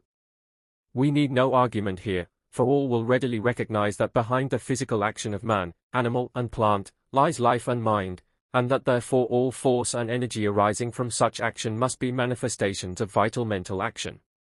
And so, summing up our conclusions regarding force and energy and motion in inorganic substance, and then inorganic substance, we arrive at an understanding of the basic proposition of the theory of dynamic thought, which is as follows: basic proposition. That all forms and exhibition of force, energy, motion, and power are manifestations of vital mental action.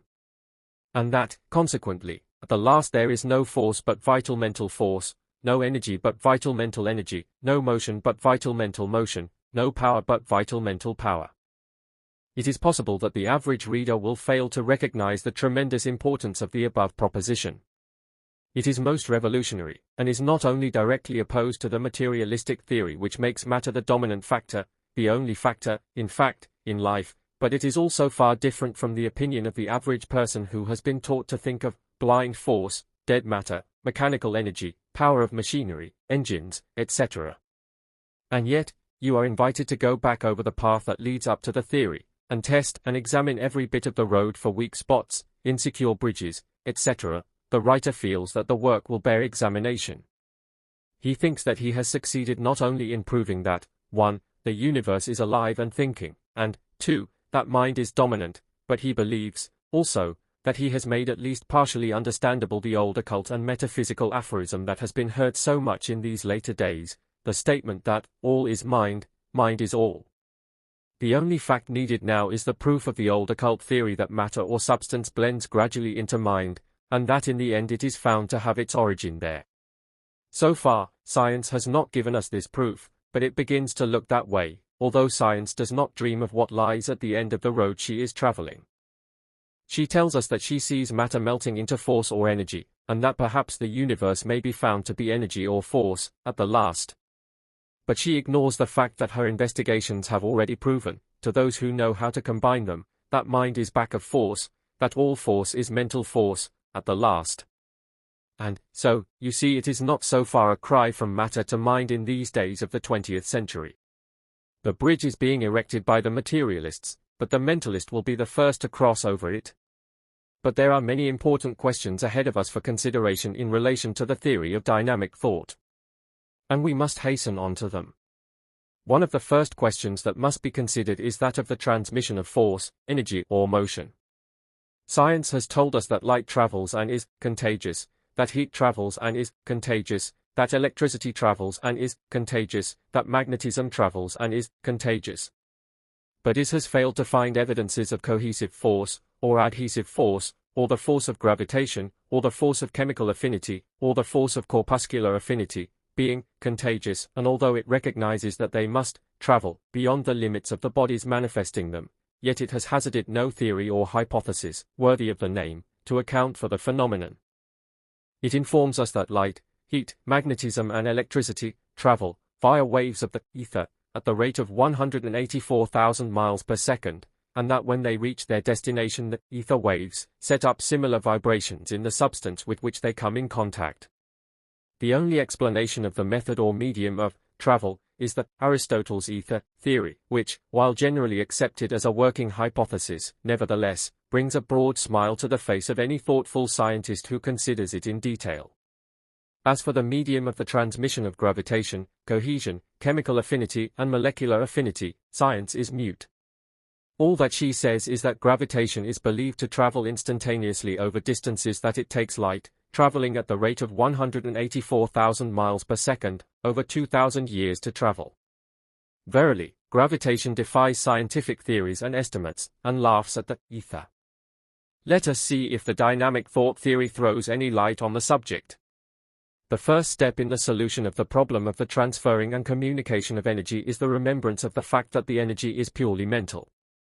Be it gravitation, affinity or attraction, on the one hand, or light, heat, magnetism or electricity on the other, it is all mental force. Attraction in all of its forms has been recognized as mental action. And the vibrations that cause light, heat, magnetism and electricity have been seen to result from the law of attraction, and, therefore, are mental. This being the case, would it not be wise for us to look for a solution of the transmission of force and energy in the region from which it originated, the mental region? Does not this seem reasonable? Should not the explanation for mental effects be sought in a mental cause? And should not the medium between mind and mind be looked for in the mental region? Taking the liberty of peeping into some of the succeeding chapters of this book, getting a little ahead of the story, as it were, let us consider the operation of mind in the higher forms of life. Without argument, or proof at this point, let us remember the well-founded statements of fact, and the old occult teachings as well, that the mind is not confined to the limits of the body, but extends as an aura, for some distance beyond the physical form. Let us also remember the phenomena grouped together under the general subject of thought transference, thought transmission, telepathy, or, the best term of all, telesthesia, meaning, literally, far-off sensation. The writer imagines that he hears the yell of derision go up at this point from the materialistic personage, or man on the street, who has been induced to read this book by some well-meaning friend. Thought transference, fiddlesticks, we may hear him cry, in imagination. But let this reader remember, fiddlesticks, or no fiddlesticks, that thought transmission is a proven fact, and that thousands of people know it to be so, absolutely, from their own experience. It is too late in the day for sneers at the mention of the term. Well, then, since force is mental, and we are looking for a mental explanation for the phenomenon of transmission of force, does it not seem natural to consider thought transmission in that connection? answering a possible objection of some critical reader, to the effect that before a sensation may be received, the receiver must have sense organs, a very good objection, but one that is answered by science itself. Let us read on. Haeckel, the distinguished scientist, in his endeavor to prove that man's senses are but a development of something in inorganic life, has called our attention to the fact that molecules and atoms are capable of receiving sensations and responding thereto.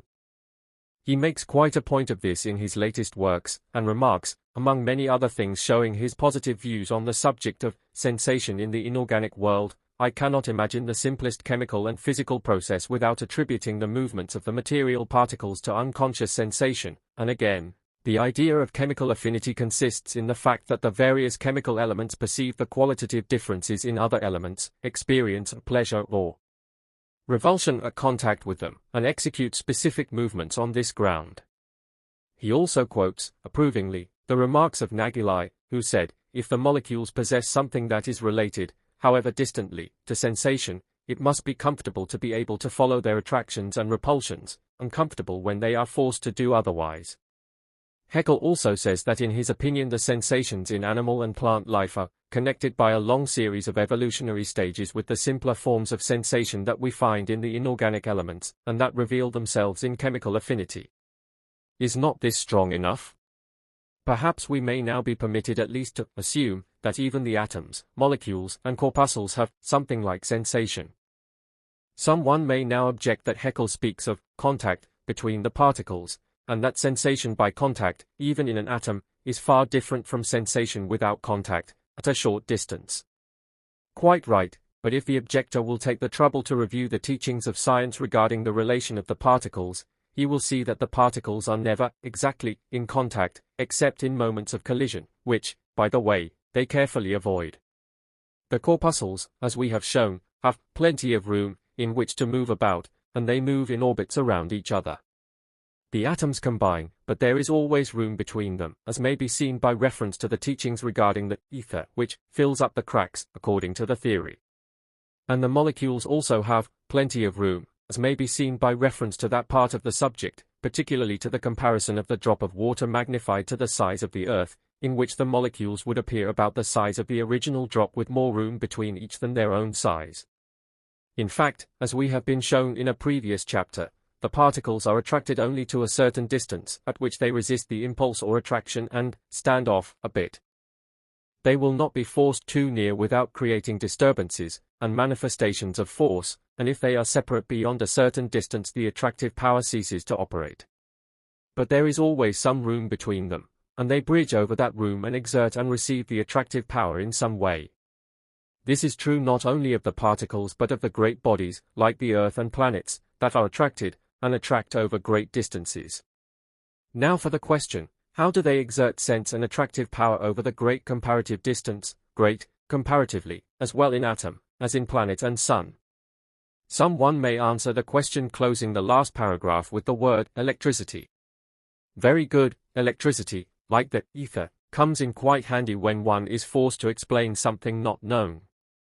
Electricity, like the glacial period, Aristotle's ether, natural laws, and suggestion, is a most handy weapon of argument, and often acts as a preventative to further inquiry and investigation until some sufficiently irreverent of precedent arises to ask, but why and how, and starts the ball rolling again. But electricity will not answer in this case, for the rate of the travel of electricity is well known, 184,000 miles per second, which, fast as it is, assumes the crawl of a slow freight, when compared with the instantaneous rate of travel of gravitation. And then electricity requires a medium, and gravitation does not, and in many other ways the two are seen to be totally different. And in the case of the space between the atom and molecule and corpuscle, it is no more reasonable to say electricity than it would be to say heat, or light, and magnetism is not available for obvious reasons. Remember that electricity, light and heat are caused by motion resulting from attraction, and the child cannot procreate the parent. Heat, light and electricity may beget each other, and they do. And gravitation may procreate heat, light and electricity. But heat, light and electricity cannot procreate gravitation, never. And light, heat and electricity require replenishing from the common source of energy, but gravitation is self-sufficient and asks no replenishing or storage battery or powerhouse.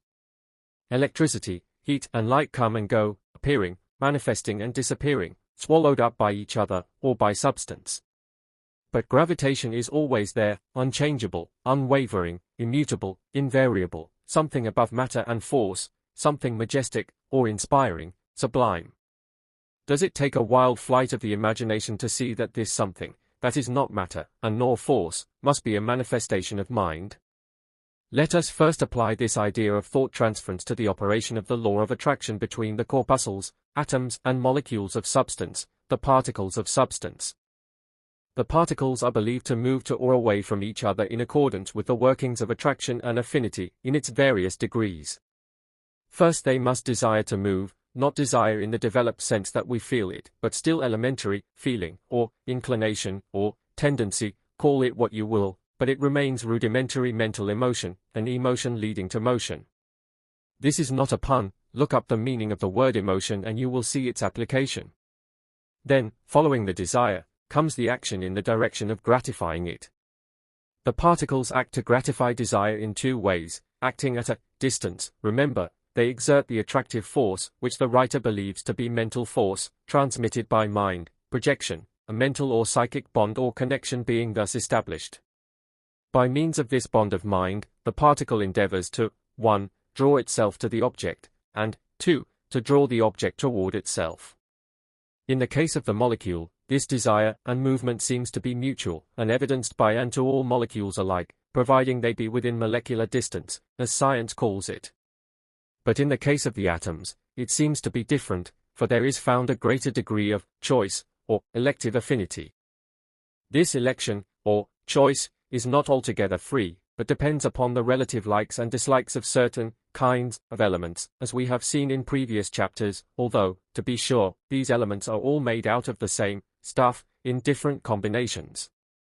The details of corpuscular attraction are not known, so it cannot be told whether preferences exist, or whether, in the words of the street, all corpuscles look alike to each other.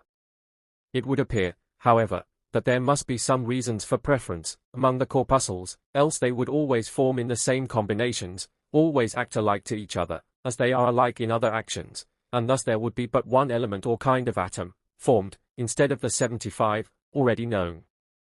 To be sure, in this case, it might be that the one kind of atom formed would be the atom of hydrogen, and that all other elements, or atoms, were modifications of that one, just proving the dream of the scientists of the 19th century. But, as Kipling would say, that is another story. To return to the particle which we left trying to draw the other particle to itself, and itself toward the other. There is no material connection between them, and electricity and magnetism will not answer, so what is to be done? Evidently the particle knows, for it exerts a drawing power or force by means of the mental connection, and two come together. The particle evidently is able to exert a repelling or moving away power by reversing the process, the mental bond acting as the medium. This may cause a smile, because we have never seen an instance of bodies pulling themselves together by intangible bonds. Haven't we? Then how about two pieces of magnetized steel, or two electrified substances? Oh, that's different, you say. Why, different? Isn't the bond intangible? And, haven't we seen that both electricity and magnetism were mental actions also?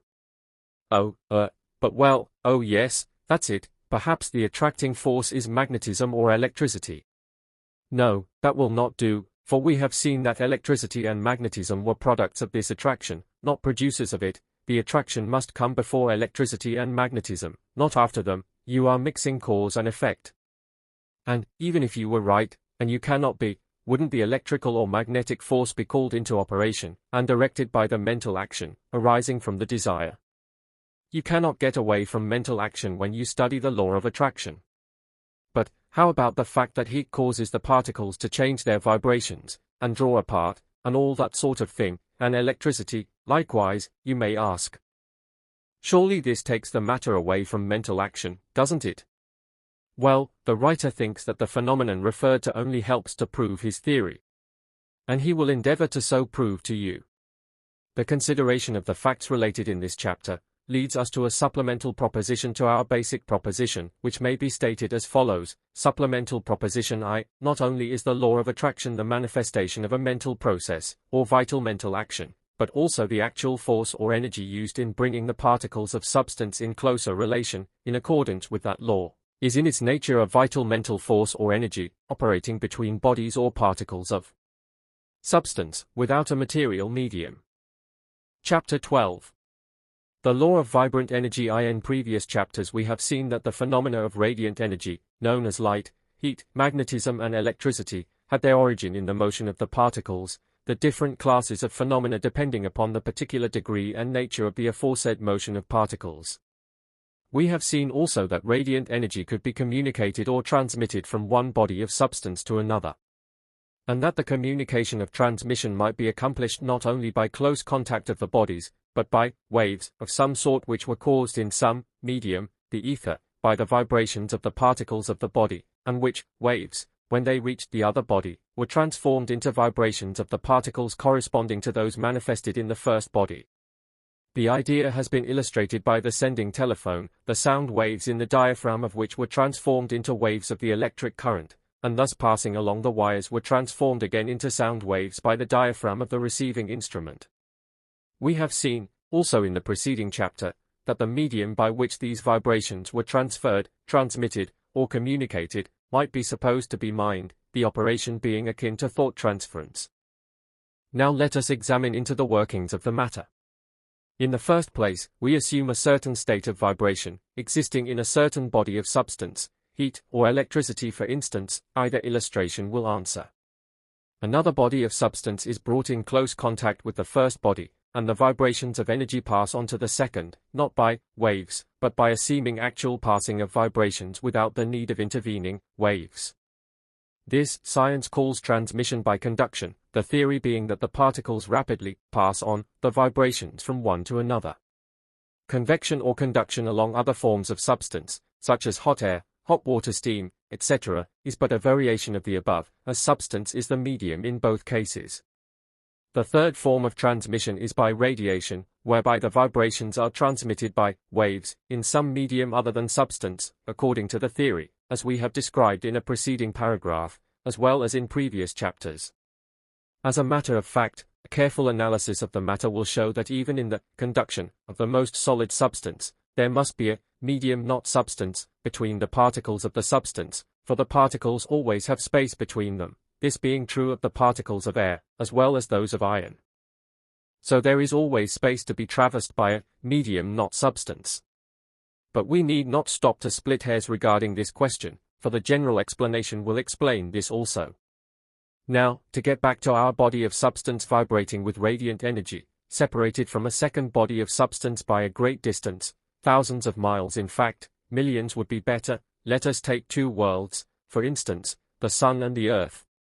Ignoring for the moment the explanation of gravitations, which will be given later, and realizing that there is no medium of substance existing between the two bodies, we must grant that there is a medium, not substance, existing between them, either permanently or thrown out for the purpose of this special transmission.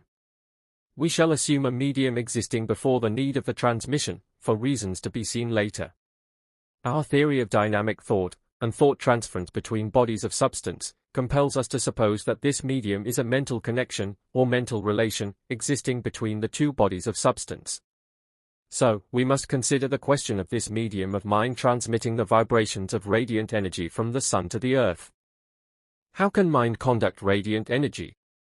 It does not conduct radiant energy, but it does transmit, not radiant energy, but the mental state that causes radiant energy vibrations. This statement of a mental state causing radiant energy vibrations seems rather startling at first sight, but let us examine it. We have seen that the radiant energy was caused by the motion or vibrations of the particles, which motion or vibration was the result of the workings of the law of attraction, and which law was but the manifestation of vital mental action. And, at the last, the vibrations of radiant energy are the result of peculiar or particular states of the life and mind of the particle. The word state is derived from the Latin word status, meaning position, standing, and is used generally in the sense of condition. This mental state of the particle may be described as a state of emotional excitement. Let us pause a moment to consider the meaning of these words. It often helps us to understand a subject if we examine the real meaning of the words defining it. Emotion is derived from the Latin word emotum, meaning to shake, to stir up, the Latin word being made up of two other words, meaning out, and motum, to move. Emotion is defined as a moving or excitement of the mind. Excitement is derived from the Latin word excita, meaning to move out, the English word being defined as a calling to activity, state of active feeling, aroused activity.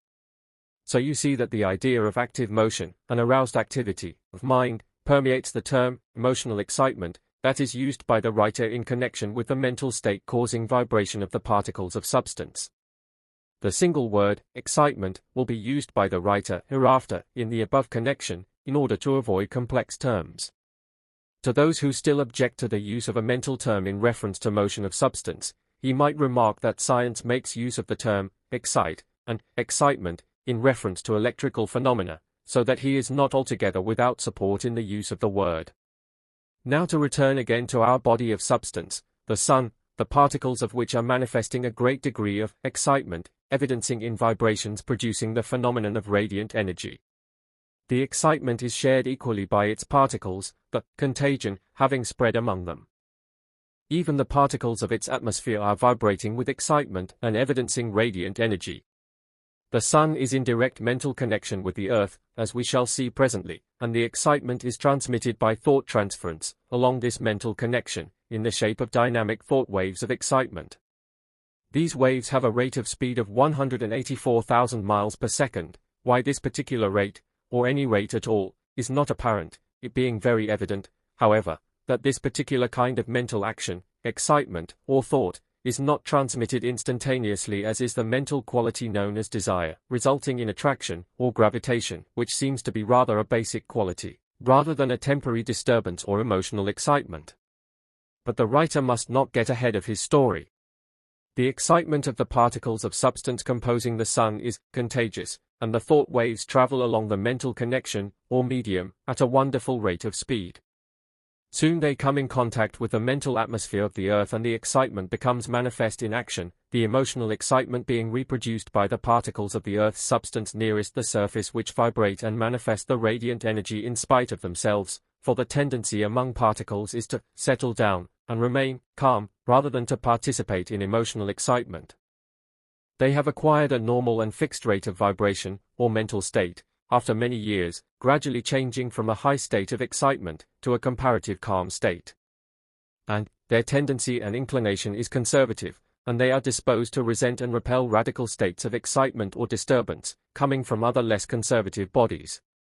The above fact partially explains why the communicated excitement manifests itself more strongly on the surface of the body, exposed to the contagion of excitement. The conservative influence is always at work, and manages to absorb and equally distribute the energy that is beating down upon it, without allowing it to penetrate very far. The energy is used up or absorbed, and neutralized by the lower vibrations of the mass. The effort of the energy coming from the sending body is to bring up the vibrations of the receiving body to the rate of the sender, while the effort of the receiving body is to resist this effort and to reduce and bring down the transmitted increased rate of vibration of the particles immediately exposed to the contagion. In both cases the effort is toward equalization of the rate of vibrations. This working of the law may be observed plainly in the case of heat vibrations, the energy seeming to wish to bring up the vibrations or temperature of the second body, while the latter resists this effort and strives to bring down the vibrations or temperature of those particles of itself that have caught the motion. The energy is like a radical agitator who wishes to stir up an excitement, leading to a change, while the body is like the conservative element that prefers to let well enough alone, and resists the stirring up process, and exerts itself to restore quiet and to maintain accustomed conditions. The explanation of the phenomenon given in any work on physics or natural philosophy will answer fairly well in the consideration of this theory of dynamic thought, the only important change being required, being the substitution of thought waves for waves of the ether of science. Science has described the working operations, as might be expected from her years of careful study and examination. She has erred only in the theory or hypothesis advanced to account for the facts. Her ether, handed down by Aristotle, is admitted by her to be paradoxical and unthinkable, but she has had none other to substitute for it. She will probably sneer at the dynamic thought and thought transference theory advanced in this book, if indeed she takes the trouble to examine it. But sometime, from her own ranks, among her most advanced members, will arise a man who will claim that all force is mental force, and that transference of energy is thought transference. And the scientific world will accept the doctrine after it finds itself unable to fight it down, and it will give new names and terms to its workings. And it will proclaim loudly the new truth. And this little book, and its writer will be ignored, but its work will go on. The writer, although probably doomed to have himself and his theory laughed at by the masses of people, whose children will accept the teachings of this book, does not feel discouraged by the prospect. He cares nothing for personal credit, the truth being the important thing. Like Galvini, whose words appear on the title page of this book, he may cry, "I am attacked by two very opposite sects, the scientists and the know-nothings. Both laugh at me, calling me the frog's dancing master, but I know that I have discovered one of the greatest forces in nature." The illustration given above of the transmission of the excitement of the particles of the sun to the particles of the earth will answer equally well in the case of light, heat, magnetism and electricity. And it will answer in the case of the transmission of these forces between atoms, molecules, and masses as well as between worlds and solar systems. Any body subject to the law of attraction may and do so transmit vibrations. In our consideration of the riddle of the Sphinx, which forms the subject of the next chapter, we shall obtain further particulars of the workings of the law. The consideration of the facts and principles stated in this chapter brings us to a second supplemental proposition, which may be stated as follows. Supplemental Proposition 2. The rates of vibration of the particles of substance may be likened to mental states, and a high degree of the same may be called an excitement. This excitement may be, and is, communicated from the particles of the body manifesting it, to the particles of other bodies, the medium of such communication being a mental connection or mental relation existing between the two bodies of substance, without the employment of any material medium, and which excitement, so communicated, reproduces in the second body the vibrations manifested in the first body, subject, always, to the counteracting efforts of the second body to maintain its accustomed, and former, rate of vibration, and mental state. Chapter 13. The riddle of the Sphinx. It is with no light emotion, or jaunty air, that the writer approaches this part of his subject. On the contrary, he feels something like awe when he contemplates the nature of that great something which he is called upon to attempt to explain in a few pages. He feels, in only a lighter degree, the emotion that one experiences when, in occasional moments, his mind leads to a contemplation of the infinite. He feels that which men mean when they say gravitation and the ether are but symbols and feeble concepts of something so far above human experience that the mind of man may grasp only its lowest shadings, the greater and higher part of it, like the higher rays of the spectrum, being hidden from the experience of man. In his endeavor to pass on to you his ideas regarding the something that explains both gravitation and the ether, he must ask you to endeavor to form a mental picture of a something. This something must fill all space within the limits of the universe, or cosmos, if limits it has. It must be an expression of the first of the attributes of the infinite, the one called omnipresence, or presence everywhere, and yet it must not be the infinite presence. It also must be an expression of the second of the attributes of the infinite, the one called omnipotence, or all power, and yet it must not be the infinite power. It also must be an expression of the third attribute of the infinite, the one called omniscience, or all-knowing, and yet it must not be the infinite wisdom.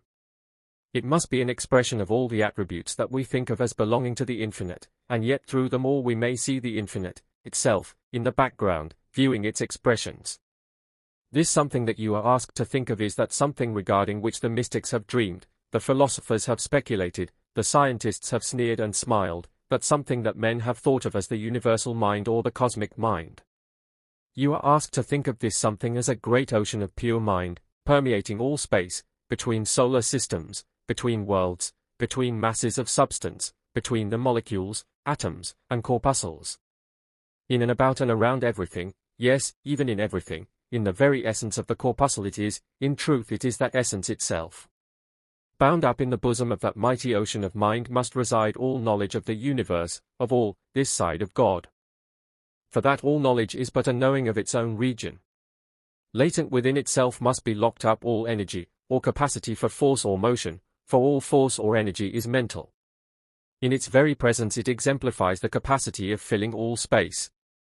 Omnipresent, omnipotent, omniscient, all the attributes of the infinite are manifested in it, and yet it is but the outward expression of that behind the veil, which is the causeless cause of all.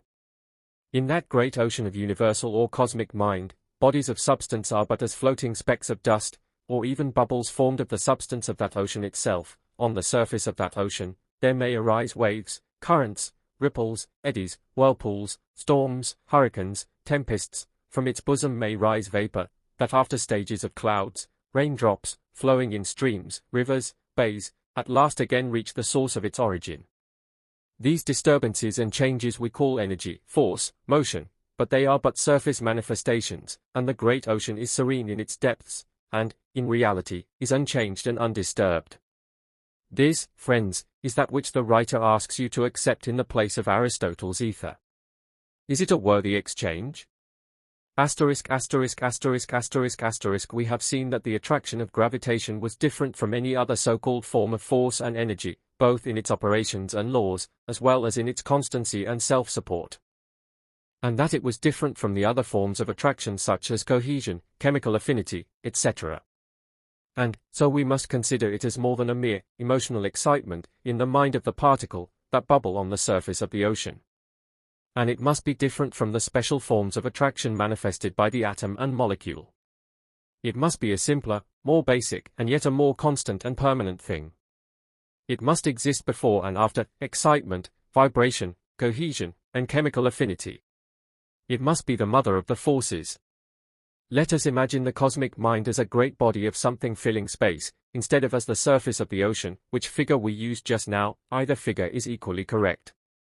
This great cosmic mind is to be thought of as filling space, and containing within its volume, for a better word, countless worlds, and suns, as well as smaller bodies of substance. These suns and world, and bodies are apparently free and unconnected, floating in this great volume of mind. But they are not free and unconnected, they are linked together by a web of lines of gravitation. Each body of substance has a line reaching out in a continuous direction, and connecting it with another body. Each body has one of such lines connecting it with each particular other body. Consequently, each body has countless lines reaching out from it, some slender, and some thick, the thickness depending upon the ratio of distances maintained by, and relative sizes of, the particular bodies that it connects. This system of lines form a great network of connections in the volume of mind, crossing each other at countless points, but not interfering with each other. And although the number may be said to be countless, still these lines do not begin to cover the entire dimensions of space, or of the mind that fills it. There are great areas of space entirely untouched by these lines. If one could see the system of lines, it probably would appear as a sheared-off section of a great spider's web, with lines in all directions, but with plenty of room between the lines. Perhaps these lines converge to a common center, and that center may be. But this is transcendental dreaming. Let us proceed with our consideration of the use of these lines. It is to be understood, of course, that these lines are not material lines, not made of substance, but rather conditioned in the cosmic mind. Not thought waves arising from the excitement of particles, but something more basic, simpler, and more permanent. Let us look closer and we will see that the great lines of gravitation radiating from, and connecting world with world, sun with planet, are really cables composed of much smaller lines, the finest strands of which are seen to emanate from each corpuscle or particle of substance, the line of gravitation reaching from the Earth to the Sun being composed of a mass of tiny strands which connect each particle of one body with each particle of the other. The last analysis shows us that each particle is connected with every other particle in the universe by a line of attraction. These lines of attraction, what we call gravitation, purely mental in nature, lines of mind principle in the great volume of mind. These lines of gravitation must have existed from the creation of the particle, and the connection between particle and particles must have existed from the beginning, if beginning there was. The particles may have changed their positions and relations in the universe, but the lines have never been broken. Whether the particle existed as a free corpuscle, whether combined as atom or molecule, whether part of this world or sun or planet, or that one countless millions of miles removed, it mattered not. The line of gravitation always was there, between that particle and every other particle. Distance extended and thinned the line, or the reverse, as the case might be, but it was there, always. Obstacles proved no hindrance to passage, for the lines passed through the obstacle. Can it not be seen that here is the secret of the fact that no time is required for the passage of gravitation, it apparently traveling instantaneously, whereas, in fact, it does not travel at all? And does not seem that this theory also explains why no medium is required for the travel of gravitation? And does it not explain why gravitation is not affected in its passage by intervening bodies?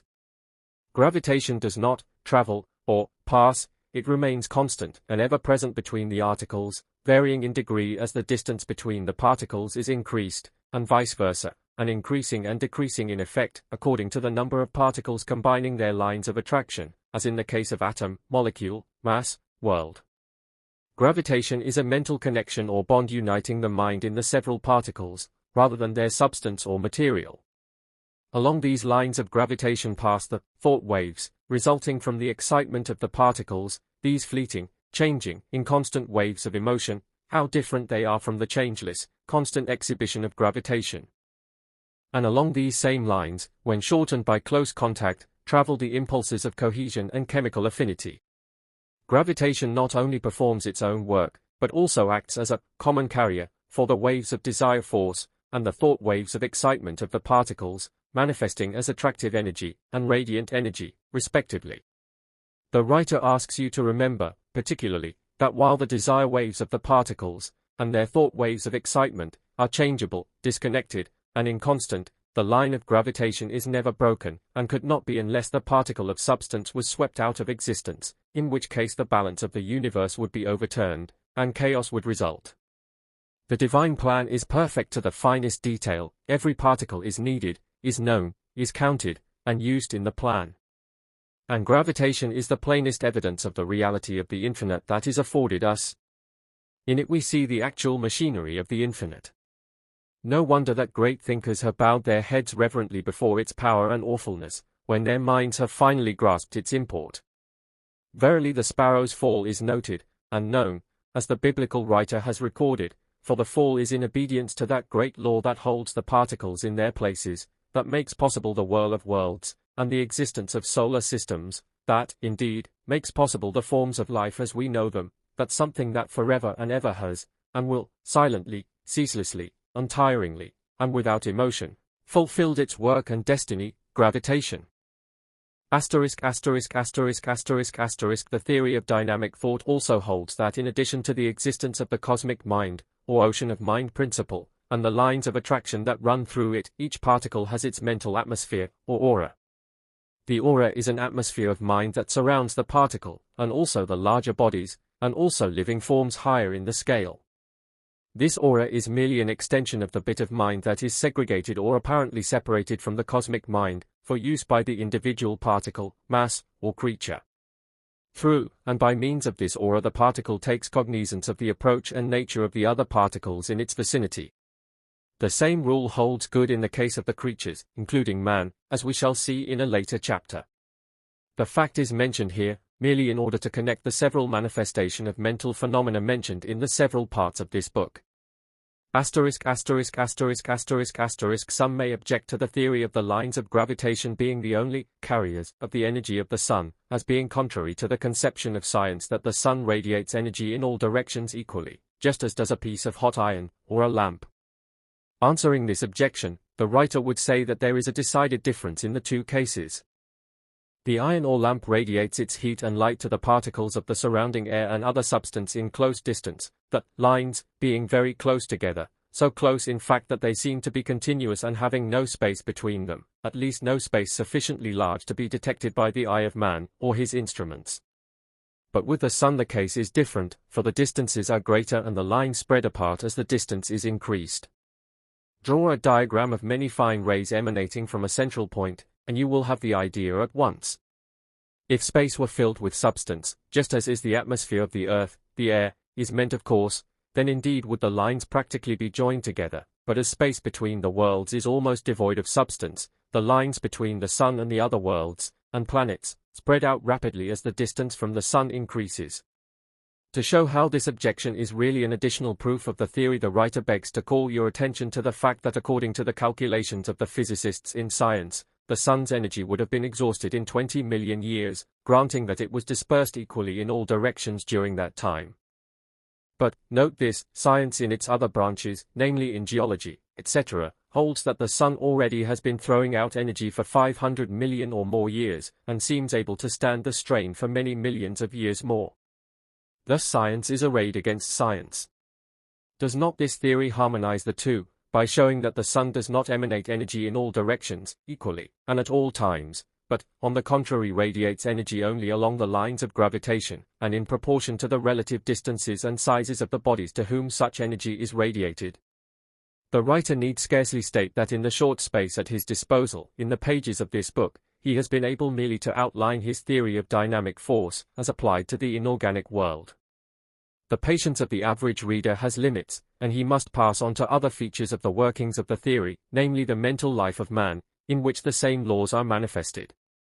But, he feels that those interested in the phases of the subject touched upon, may explain for themselves the missing details by reference to the teachings of modern science on the subjects of physics, remembering, always, to substitute the theory of dynamic thought for the ether theory that modern science borrows from Aristotle as a temporary makeshift. The writer believes that this theory will account for many of the missing links in physics, a broad statement, he knows, and one either extremely impudent or superbly confident, according to the viewpoint of the critic. The writer may be able to throw a little additional light, probably, upon the question of the relation between gravitation and the excitement waves of radiant energy.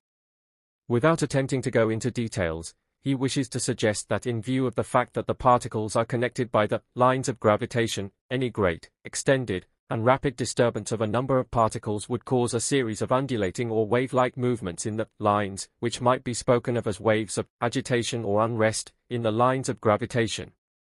This agitation, or unrest, of course, would be thus communicated to all other particles toward whom lines extended, the intensity or effect of such agitation or unrest depending upon the relative distances and the number of particles involved.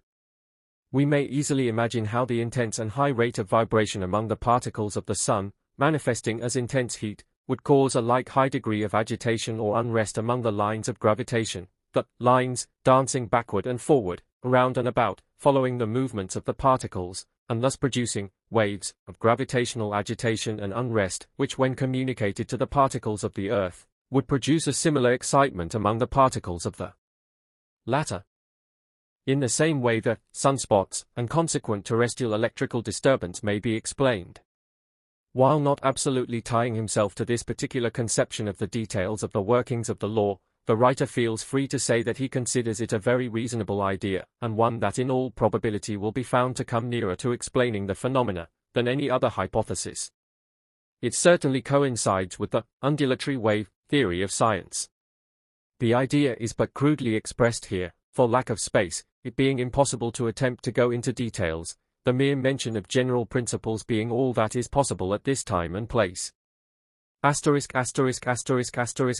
And now, for a few additional words on the subject of our theory that in place of the hypothetical ether of science, a substance that is not substance, there exists a great ocean of cosmic mind. The idea is not without corroborative proof in the direction of the thought of advanced thinkers even among the ranks of science. While science has accustomed the public to the idea that in the universal ether might be found the origin of matter, the essence of energy, the secret of motion, it has not spoken of mind in connection with this universal something. But the idea is not altogether new, and some daring scientific thinkers have placed themselves on record regarding same. Let us quote from a few of them, it will make smoother our path. Edward Drinker Cope, in several of his writings, hinted at the idea that the basis of life and consciousness lay back of the atoms, and might be found in the universal ether. Dolbear says, possibly the ether may be the medium through which mind and matter react. Hemstreet says, mind in the ether is no more unnatural than mind in flesh and blood. Stockwell says, the ether is coming to be apprehended as an immaterial, superphysical substance, filling all space, carrying in its infinite throbbing bosom the specks of aggregated dynamic force called worlds. It embodies the ultimate spiritual principle, and represents the unity of those forces and energies from which spring, as their source, all phenomena, physical, mental and spiritual, as they are known to man. Dolbear speaks of the ether as a substance, which, besides the function of energy and motion, has other inherent properties, out of which could emerge, under proper circumstances, other phenomena, such as life, or mind, or whatever may be in the substratum. Newton spoke of it as a subtle spirit, or immaterial substance. Dolbear says, the ether, the properties of which we vainly strive to interpret in the terms of matter, the undiscovered properties of which ought to warn everyone against the danger of strongly asserting what is possible and what is impossible in the nature of things. Stockwell says, that the ether is not matter in any of its forms. Practically all scientists are agreed. Dolbear, again, says, if the ether that fills all space is not atomic in structure, presents no friction to bodies moving through it, and is not subject to the law of gravitation, it does not seem proper to call it matter. One might speak of it as a substance if he wants another name for it. As for myself, I make a sharp distinction between the ether and matter, and feel somewhat confused to hear one speak of the ether as matter. And yet, in spite of the above expressions, no scientist has dared to say in plain words that the ether, or whatever took the place of the ether, must be mind, although several seem to be on the verge of the declaration, but apparently afraid to voice their thought. In view of what we have seen in our consideration of the facts and principles advanced in this chapter, we are invited to consider the following two supplemental propositions. Supplemental Proposition 3. Connecting each particle of substance with each and every other particle of substance, there exists lines of mental connection, the thickness of which depends upon the distance between the two particles, decreasing in proportion as the distance is increased. These lines may be considered as conditions of the great ocean of cosmic mind which pervades and fills all space, including the essence or inner being of the particles of substance, as well as the space between the said particles. These lines are the lines of gravitation, by and over which the phenomenon of gravitation is manifested. These lines of gravitation have always existed between each particle and every other particle, and have persisted continuously and constantly, throughout all the changes of condition, and position, and relation, that the particles have undergone. There is no passage, or transmission, of energy or force of gravitation over these lines, or any other channel, but, on the contrary, the energy or force of gravitation is a constant and continuous mental connection or bond existing between the mind of the particles, rather than between their substance or material. Supplemental Proposition 4. The lines of gravitation, mentioned in the preceding proposition, are the medium over which travel, or are transmitted the thought waves, resulting from the excitement of the particles, and by which waves the mental states are communicated or transmitted. The same medium transmits or carries the mental force of attraction, cohesion, chemical affinity, etc., evidencing in the relation of the particles to each other.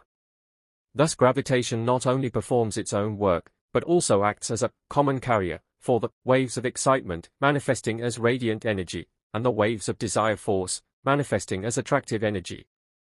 And here, the writer rests his case in the Action in the Forum of Advanced Thought, entitled, The Theory of Dynamic Thought versus The Theory of Aristotle's Ether, in which he appears for the plaintiff. He begs that you, the members of the jury, will give to the evidence, an argument, due consideration, to the end that you may render a just verdict. Chapter 14. The Mystery of Mind. The writer, in this book, has treated the two manifestations of life, viz. mind and substance, as if they were separate things, although he has hinted at his belief that substance, at the last, might be found to emanate from mind, and be but a cruder form of its expression. The better way to express the thought would be to say that he believes that both substance, and mind as we know it, are but expressions of a form of mind as much higher than that which we know as mind, as the latter is higher than substance. But he does not intend to follow up this belief, in this book, as the field of the work lies along other lines. The idea is mentioned here, merely for the purpose of giving a clue to those who might be interested in the conclusions of the writer, regarding this more remote regions of the general subject. The writer agrees with the ancient occult teachings regarding the existence of the cosmic mind, as he has stated in the last chapter. This cosmic mind, he believes, is independent of substance, in fact it is the mother of substance, and its twin brother, mind as we know it. Mind, as we know it, and substance are always found in connection with other. It is true that the form of substance, used by mind as its body, may be far finer than the rarest vapor that we know, but it is substance nevertheless. The working of the great plan of the universe seems to require that mind shall always have a body with which to work, and this rule applies not only in the case of the densest form of substance and the mind principle manifesting through it, but also in the case of the highest manifestation of mind, as we know it, which requires a body through which to manifest. This constant combination of mind and substance, the fact that no substance has been found without at least a trace of mind, and no mind except in relation to and combination with substance, has led many scientific thinkers to accept the materialistic idea that mind was but a property of substance, or a quality thereof. Of course, these philosophers and thinkers have had to admit that they could form no idea of the real nature of mind, and could not conceive how substance really could think, but they found the materialistic idea a simpler one than its opposite, and so they fell into it. Notwithstanding the fact that there was always a something within that would cry, pshaw, at the conclusion of the argument or illustration, these men have thought it reasonable to believe that there was no such thing as mind, except as a result of irritation of tissue, etc. But, nevertheless, there is always a something in us that, in spite of argument, keeps crying like a child, "'Tain't so." And, wonderful to relate, we heed the little voice. This materialistic theory is a curious reversal of the facts of the case. Even the very conclusions and reasoning of these thinkers is made possible only by the existence of that mind which they would deny. The human reason is incapable of explaining the inner operation of the mind upon a strictly and purely physical basis.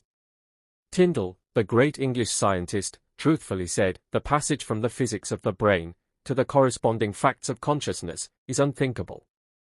Granted that a definite thought and a definite molecular action of the brain occur simultaneously, we do not possess the intellectual organ, nor apparently any rudiment of the organ, which would enable us to pass by a process of reasoning from the one phenomenon to the other.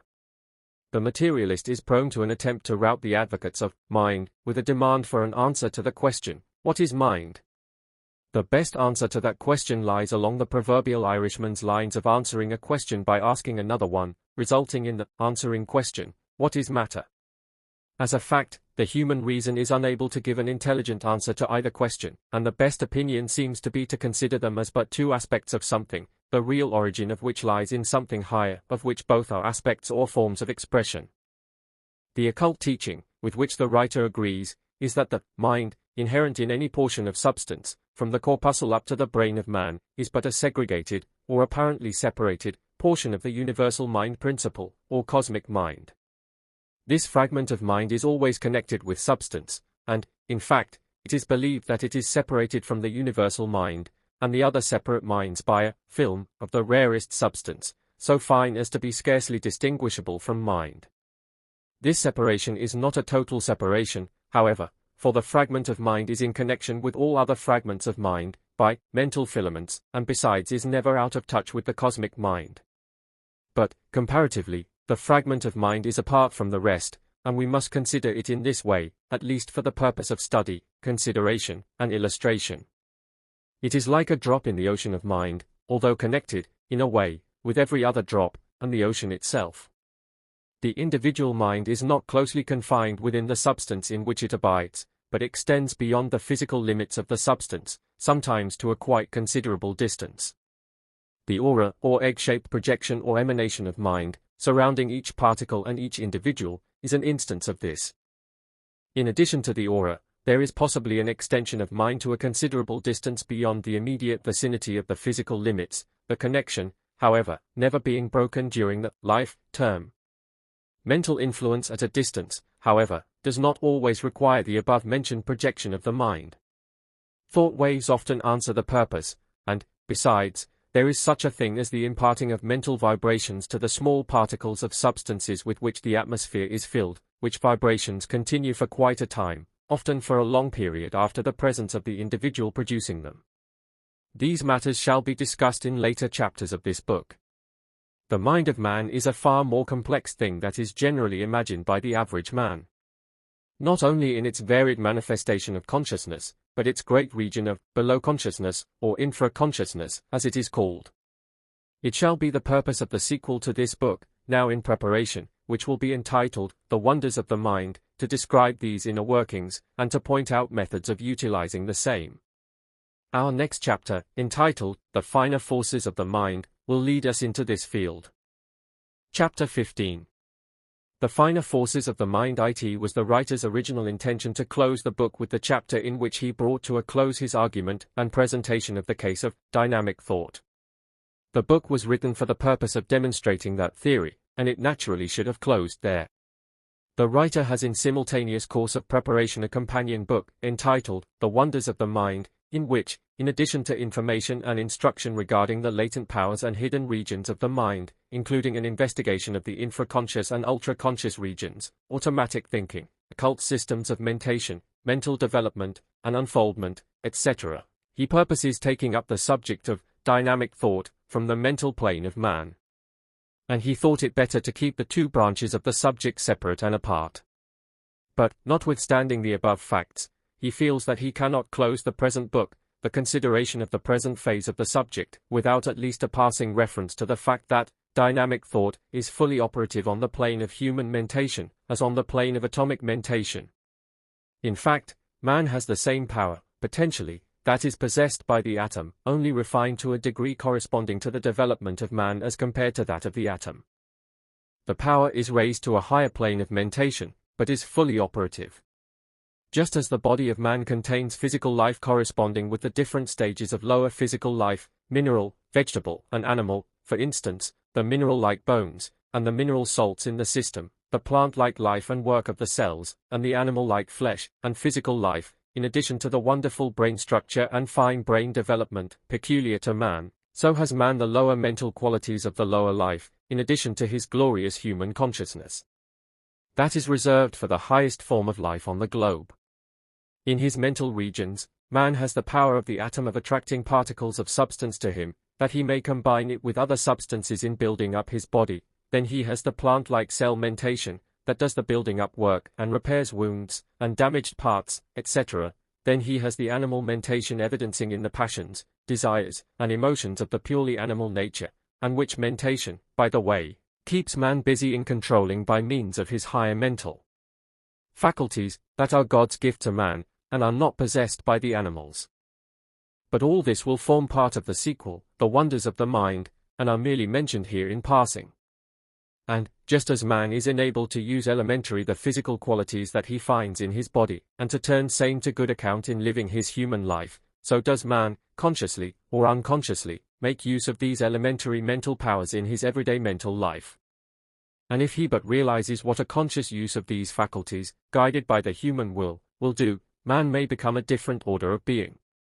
This is the basis of the occult teachings, and the mysteries of the ancients, as well as the teachings of the modern secret esoteric bodies and societies, such as the Rosicrucians, and Hermetic Brotherhood, and several other societies whose names are not known. The real societies are referred to, not the brazen imitations that unscrupulous men are holding out to the public as the original orders, membership being offered and urged for the consideration of a few dollars. It is needless to say that membership in the real occult orders is never urged, and cannot be bought. But to return to the subject, the individual mind of man is in direct touch, not only with the great cosmic mind, but also with the individual mind of every other man. Just as the particles are bound by lines of attraction, so are the minds of men bound together by lines of mind, or mental filaments. And just as special forms of attraction exist between the particles, so do special forms of attraction exist between men. And just as particles are influenced at a distance by other particles, so are men influenced at a distance by other men. And just as the particle draws toward itself that which it desires, so do men draw toward themselves that which they desire. And just as mental states and excitement are transmitted or communicated from particle to particle, so are mental states or excitement transmitted or communicated from men to men. As above so below, as below so above, says the old occult maxim, and it may be found to operate on every plane. The phenomena of thought transference, telepathy, telesthesia, mental projection, suggestion, hypnotism, mesmerism, etc., may be explained and understood by reason of an acquaintance with the theory of dynamic thought, as explained in this book. An understanding of one gives you the key to the other, for the law operates precisely the same on each particular plane. If the reader will think over this statement, and then apply it to his investigations and experiments, he will find that he has the key to many mysteries, the loose end of a mighty ball of thread, which he may unwind at his leisure. Let us begin by a consideration of the process of thought production in the human mind. In this way we may arrive at a clearer idea of the mental phenomena known as thought force, mental power, thought waves, thought vibrations, mind transference, mental influence, etc. To understand these things we must begin by understanding the process of thought production. Here is found the secret of the phenomena named, and much more.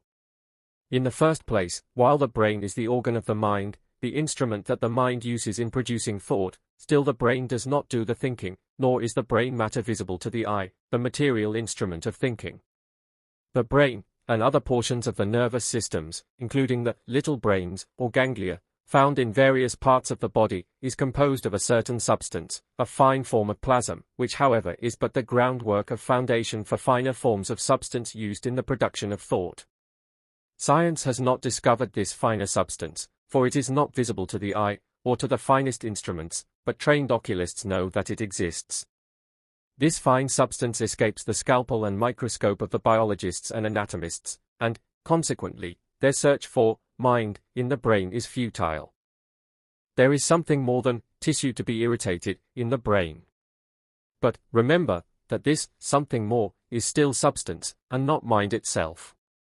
Thought is a form of excitement in this fine brain substance, which we may as well call psychoplasm, from the two Greek words meaning the mind and a mold or matrix, respectively, the combined word meaning the mold or matrix of mind, in other words the material substance used by the mind in which to cast or mold thoughts. This excitement in the psychoplasm manifests in vibrations of its particles, for, like all substance, it has particles. All scientists agree that in the process of thinking there is an expenditure of energy, and a using up of material substance. Just how this is effected, they do not know, but their experiments have shown that there is energy manifested and used, and also substance consumed. The secret of the production of thought does not lie in the brain or nervous system, which are but the material substratum upon which the mind works, and which it uses as a mold or matrix for the production of thought. Thought is the product of mind directing force upon substance in the shape of psychoplasm. And energy is manifested in the production of thought just as much as in the operation of the law of attraction, or chemical action. What force and energy, may be asked? The answer is mental force. But although the answer stares them right in the face, scientists deny that mind contains force or energy within itself, and persist in thinking of force as a mechanical thing, or as necessarily derived from the common forms of energy, such as heat, light or electricity. They ignore the fact that mind has a finer force which it uses to perform its work. How do the atoms attract each other and move together? There is an evidence of force and energy here that is not heat, light or electricity. What is it? When a man wishes to close his hand, he wills that it be closed, and sends a current of this finer force of the mind along the nerve to the muscle, and the latter contracts and the hand is closed. A similar process is used in every muscular action. What is the force used? Science admits the existence of this force, and calls it nervous energy, or nerve force. It holds that it must be something like electricity, and some even go so far as to say that it is electricity. They base their ideas upon the fact that when electricity is applied to the muscle of living or dead animals, they contract just as they do when this nerve force is applied, and every movement of the muscles may be so produced by electricity, which becomes a counterfeit nerve force. But here is the point: this force cannot be identical with electricity, for none of the appliances for registering electric currents will register it. It is not electricity, but is some finer force of the mind, generated in the material substratum that the mind uses as a base of operation. This fine force of the mind is generated in some way in the brain and nervous system, by action upon the psychoplasm. The brain, or brains, for man has several centers worthy of that term, are like great dynamos and storehouses of this force, and the nerves are the wires that carry it to all parts of the system. More than this, the nerves have been found to be generators of force, also, as well as the brain. Experiments have shown that the supply of force in a nerve vanishes when the nerve is used, in which case it draws upon the storehouses for an additional supply. This fine force of the mind is really the source of all energy, for as we have shown in previous chapters, all motion arises from mental action, and this form of force or energy is the primal force or energy produced by the mind. And this force is in operation in all forms of life, from the atom to the man. And not only may it be used by the particle, but man, also, has it at his disposal. As a proof that substance is used up, and energy manifested in the production of thought, science points to the fact that the temperature of a nerve rises when it is used, and the temperature of the brain increases when it is used for extended thought. Scientists have claimed, and advanced a mass of proof to back up the same, that thought was as much a form of energy as was the pulling of a train of cars, and was attended by the production of a definite amount of heat, resulting from the activity of the fine substance of the physical extended resistant and composite substratum. But science has taken all this to mean that thought and mind were purely material things, and properties of matter. It has claimed that matter thinks, instead of that mind uses the matter or substance, in its finer forms, as a substratum for the production of thought. Buchner, the leader of the purely materialistic school, claims positively that thought is but the product of matter. He says, is it not a patent fact, obvious to all but the willfully blind, that matter does think? De la Mettrie made merry over the narrowness of the mentalists, in saying, when people ask whether matter can think, it is as though they asked whether matter can strike the hours. Matter, indeed, as such, thinks as little as it strikes the hours, but it does both, when brought into such conditions that thinking, or hour striking, results as a natural action or performance. The above-quoted opinion of Buchner shows how narrow and one-sided a talented man may become by reason of shutting out all other points of view, and seeing only one phase of a subject. The example of the hour striking is a poor figure for the materialists, for although matter does strike the hours, it does so only when wound up by man under direction of his mind. And in the manufacture, adjustment, and winding of the clock, mind is the cause of the action. And, more than this, the very action of the coiled spring that is the immediate cause of the striking, results from the mental effort of the particles of the spring endeavoring to resume their accustomed position, under the law of elasticity, as explained in our chapters on substance. Science renders valuable service in showing us the details of the mechanism of thought, but it will never really explain anything unless it assumes the existence of mind, back of and in everything. It may dissect the brain cells, and show us their composition, but it never will find mind under the scalpel, or in the scale or test tube. Not only is this true, but it cannot even discover the fine psychoplasm which is used in the production of mind. But we may make use of its investigations regarding the matter of activity of brain substance in the process of thought, and by combining them with our belief regarding the existence of mind we may form a complete chain of reasoning, without any missing links, these missing links appearing both in the case of the no-mind philosophers and the no-matter metaphysicians. This theory of mind and substance, considered as the two aspects of something higher, from which both have originated or emanated, will come to be regarded as the only thinkable proposition in the end. And, with this idea in view, we may use the facts and experiments of the materialists, while smiling at their theories. And, with but a slight change of words, we may turn against them their own verbal batteries. In this way, we may take Moleschot's famous statement, thought is but a motion of matter, and render it intelligible by making it read as follows, thought produces motion in matter. This finer force of the mind is in full evidence to those who look for it, and although it may not be registered by the scales or instruments designed to register the coarser grades of force, still it is registered in the minds of men and women, and in the actions resulting from their thoughts. These living registers of the force respond readily to it, and every one of us is such a register. Just as is the force a much higher grade of energy than the forms usually considered as comprising the entire range of energy, so are the instruments required for its registration much higher than those used to determine the degrees of heat, light, electricity, and magnetism. It may be that the future will give us instruments adapted for the purpose, in fact it begins to look even now as if the same were forthcoming. But whether we have such mechanical instruments, or not, the living instruments give us a sufficient proof of the existence of the force, and its operation. Well, the writer still finds himself unable to bring the book to a close. He added this chapter, to show that the property of dynamic thought extended to the highest development of mind, as well as abiding in the lowest. And, now that he has ventured upon the subject, he finds himself impelled to give you a few instances of the workings and operations of that law, in the case of human mental life. And this means one more chapter, but only one, remember. the book must come to an end sometime, remember. And so we will pass over into another chapter, which will be entitled, Thought in Action. Chapter 16.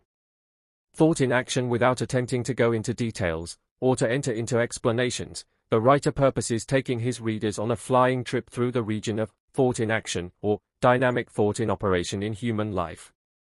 The details of this fascinating region must be left for another and more extended visit, in our next book, before mentioned, which will be called, The Wonders of the Mind. But he thinks that even this flying trip will prove of interest and instruction. Let us start with a hasty look at man himself. Not to speak of his 7 planes of mind, which belongs to the next visit, we find him a very interesting object. Not only has he a physical body, apparent to our senses, but he has also a finer or astral body, which he may use, unconsciously, or consciously, when he learns how, for little excursions away from the body, during his lifetime. This astral body is composed of substance just as his denser physical body. The field and range of substance extends far beyond the powers of ordinary vision, as even the materialists must admit when they talk of radiant matter, ethereal substance, etc. Then he has currents of fine force coursing through his nervous system, which may be seen by those possessing astral vision, if the teachings of the occultists be true. Then he, like the particle, has an aura, or egg-shaped projection of mind and fine particles of psychoplasm, which has been thrown off in the process of thought, and which clusters around him, producing a mental atmosphere which constantly surrounds him, and makes itself felt by those coming in his presence. Those who read these words may remember, readily, the feeling they have experienced when coming in contact with certain people, how some radiated an atmosphere of cheerfulness, brightness, etc., while others radiated the very opposite. Some radiate a feeling of energy, activity, etc., while others manifest just the reverse. Many likes and dislikes between people meeting for the first time rise in this way, each finding in the mental atmosphere of the other some inharmonious element. These radiations are perceived by others coming into their range. Occultists tell us that the character of a man's thought vibrations may be determined by certain colors, which are visible to those having astral sight. There is nothing so wonderful about this, when it is remembered that the various colors of light, comprising the visible colors of the spectrum, ranging from red on through orange, yellow, green, blue, indigo, and terminating in violet, arise simply from different rates of vibration of the particles of substance.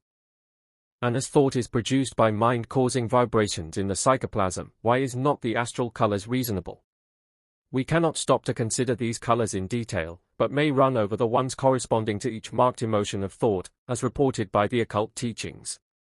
For instance, the shade of the thought manifesting in physical or organic functions is of a colorless white, or color of clear water, and the color of the thought manifesting in fine force or vital energy is that of air, heated air arising from a furnace or heated ground, when it emerges from the body, although of a faint pink when in the body itself. Black represents hate, malice, etc. Gray, bright shade, represents selfishness, while gray of a dark dull shade represents fear.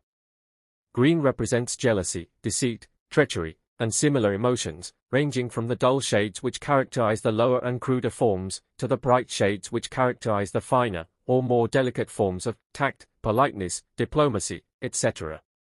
Red, dull shade, represents sensuality and animal passion, while red, bright and vivid, represents anger. Crimson, in varying shades, represents the phases of love. Brown represents avarice or greed. Orange represents pride and ambition, and yellow, in varying shades, represents grades of intellectual power. Blue is the color of the religious thoughts, ranging, however, through a great variety of stages, from the dull shade of superstitious religious belief, to the beautiful violet of the highest religious emotion or thought.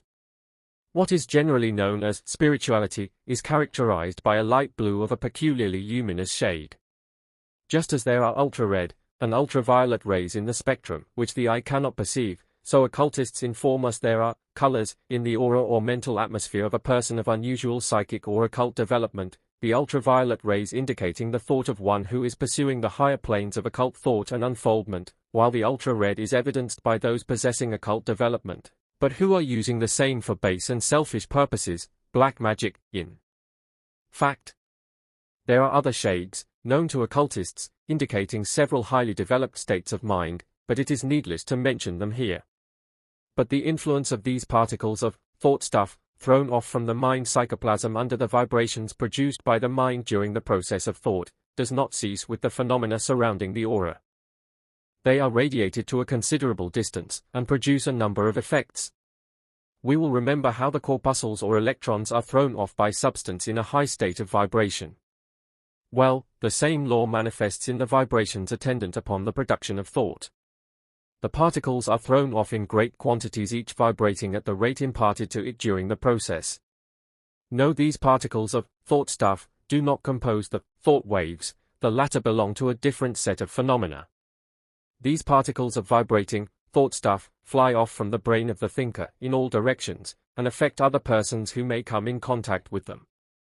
There is an important rule here, however, and that is that they seem to be attracted by those minds which are vibrating in similar thought rates with themselves, and are but feebly attracted, and in some cases, actually repelled, by minds vibrating on opposite lines of thought. Like attracts like, in the thought world, and birds of a feather flock together, here as elsewhere. Some of these particles of thought stuff are still in existence, and vibrating, which proceeded from the minds of persons long since dead, the same being emitted or thrown off during the lifetime of the persons, however. Just as a distant star, which was destroyed hundreds of years ago, may have emitted rays which are only now reaching our vision, years after the destruction of the star which emitted them, and just as an odor will remain in a room after the object causing it has departed, the particles still remaining and vibrating, and just as a stove removed from a room may leave heat vibrations behind it, so do these particles persist, vibrate, and influence other minds, long after the person who caused them may have passed out of the body. In this way, rooms, houses, neighborhoods, and localities may vibrate with the thoughts of people who lived there long ago, but who have since passed away, or removed. These vibrations affect people living in these places, to a greater or lesser extent, depending upon circumstances, but they may always be counteracted or changed, if they are of undesirable nature, by setting upon positive vibrations on a different plane of mind, or character of thought.